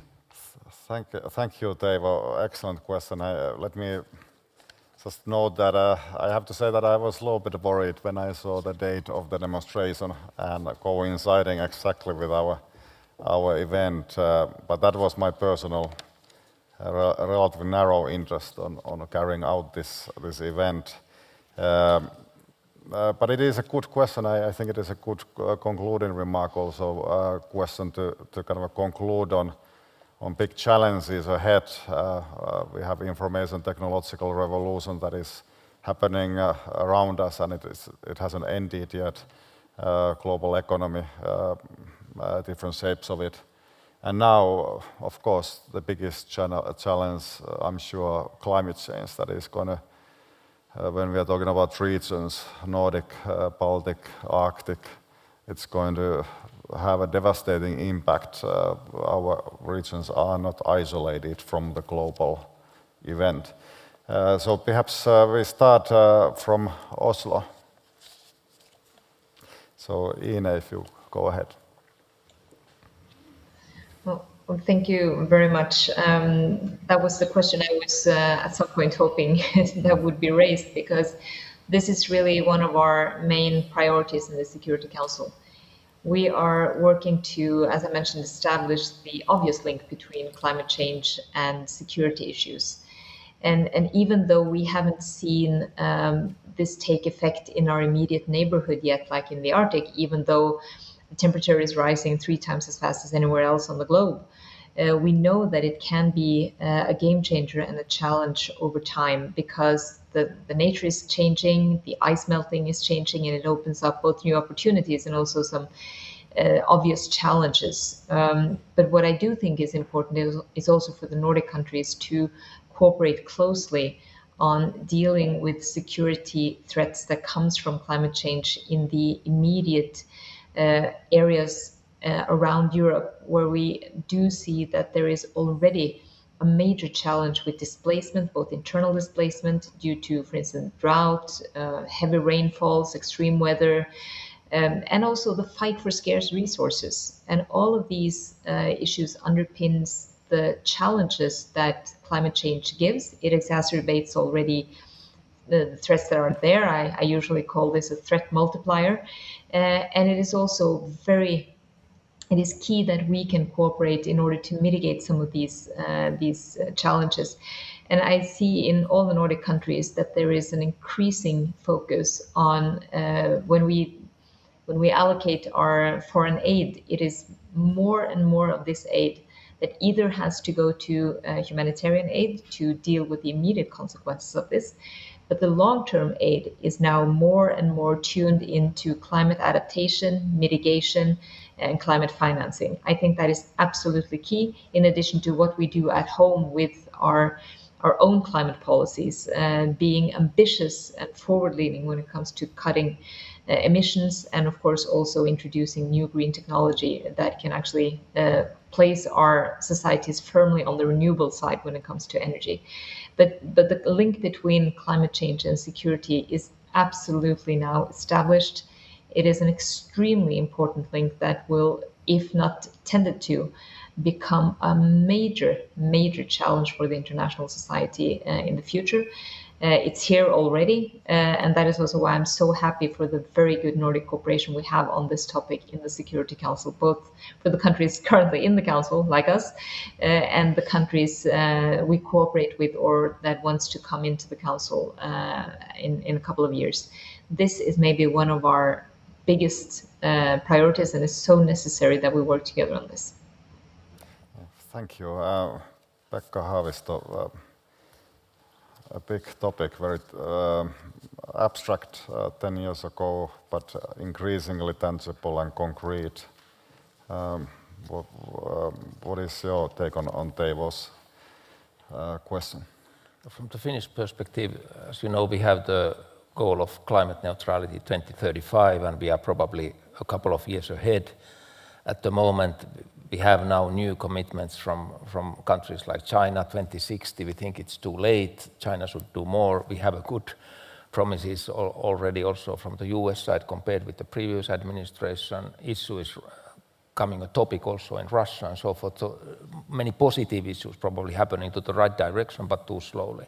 And we saw from the latest IPCC report that things are moving too slowly, and we are exceeding the 1.5 degrees, and that's not good news. And of course, our area, we have been earlier talking so much about the small island states and so forth, but now we know our region, and particularly the Arctic, which is very vulnerable in our region. And we have seen the extreme weather conditions also in Europe last summer, and all these changes, which are not good changes. How these movements are influencing, my feeling is that the Fridays for Future movement, when we had elections spring 2019, affected actually quite a lot to the government program by standing in front of the parliament building and asking each and every candidate, what do you think about the climate change, and what are you going to do to that? And I was always asking from these youngsters who were there every Friday that, what are your teachers saying to you that you are here every Friday? And then they said that in the classrooms, teachers are saying, no, you shouldn't go, but behind the corner they say, yes, this is good, this could just go, because it's good that we have a young, active generation who takes positions on these issues. And this is my take, of course, that we need this voice of the young people, and this voice can change a lot of things. I think it's truly time for a change when it comes to the climate initiatives, and I think the young generation, they have a point. I think it's important for us to prioritize it even more. And with that said, I'm really sad that Greenland didn't sign the Paris Agreement, because in many ways we're the window of what's happening with the climate change. We see it happening really fast in Greenland, and we see that we have to change the way that we're living because the climate is changing. And we have a saying in Greenland, nature is the only boss. There's no one above nature. And as people living from nature and around nature and in nature, nature, of course, is very important for us, and that's why the climate change is affecting us quite a lot in Greenland. And I have to say, when we talk about the Nordic Arctic countries, a lot is happening and is affecting the northern part of the Nordic Arctic countries, but the decisions are being dealt with in the southern part of the Nordic Arctic countries. And I think that's something that we need to discuss. How can we make sure that what's being felt in the Nordic Arctic countries is something that we're also focusing on when we make decisions, because it's not just something that's going to happen in a couple of years. It's here now, and it's something that we need to do something about right now. So I think it's really time for a change when it comes to climate initiatives. And the election in Denmark was a climate election. It truly was in 2019. And in Denmark, we're quite ambitious, but it's going to be difficult, and we don't have the solutions. So we need to, innovate solutions when it comes to how we can live differently in the future. So it's not an easy task, and therefore I think it's important to have international collaboration, because then we can maybe find the solutions together. Yeah. Thank you. Paul, how do you see this nexus between climate security and activism?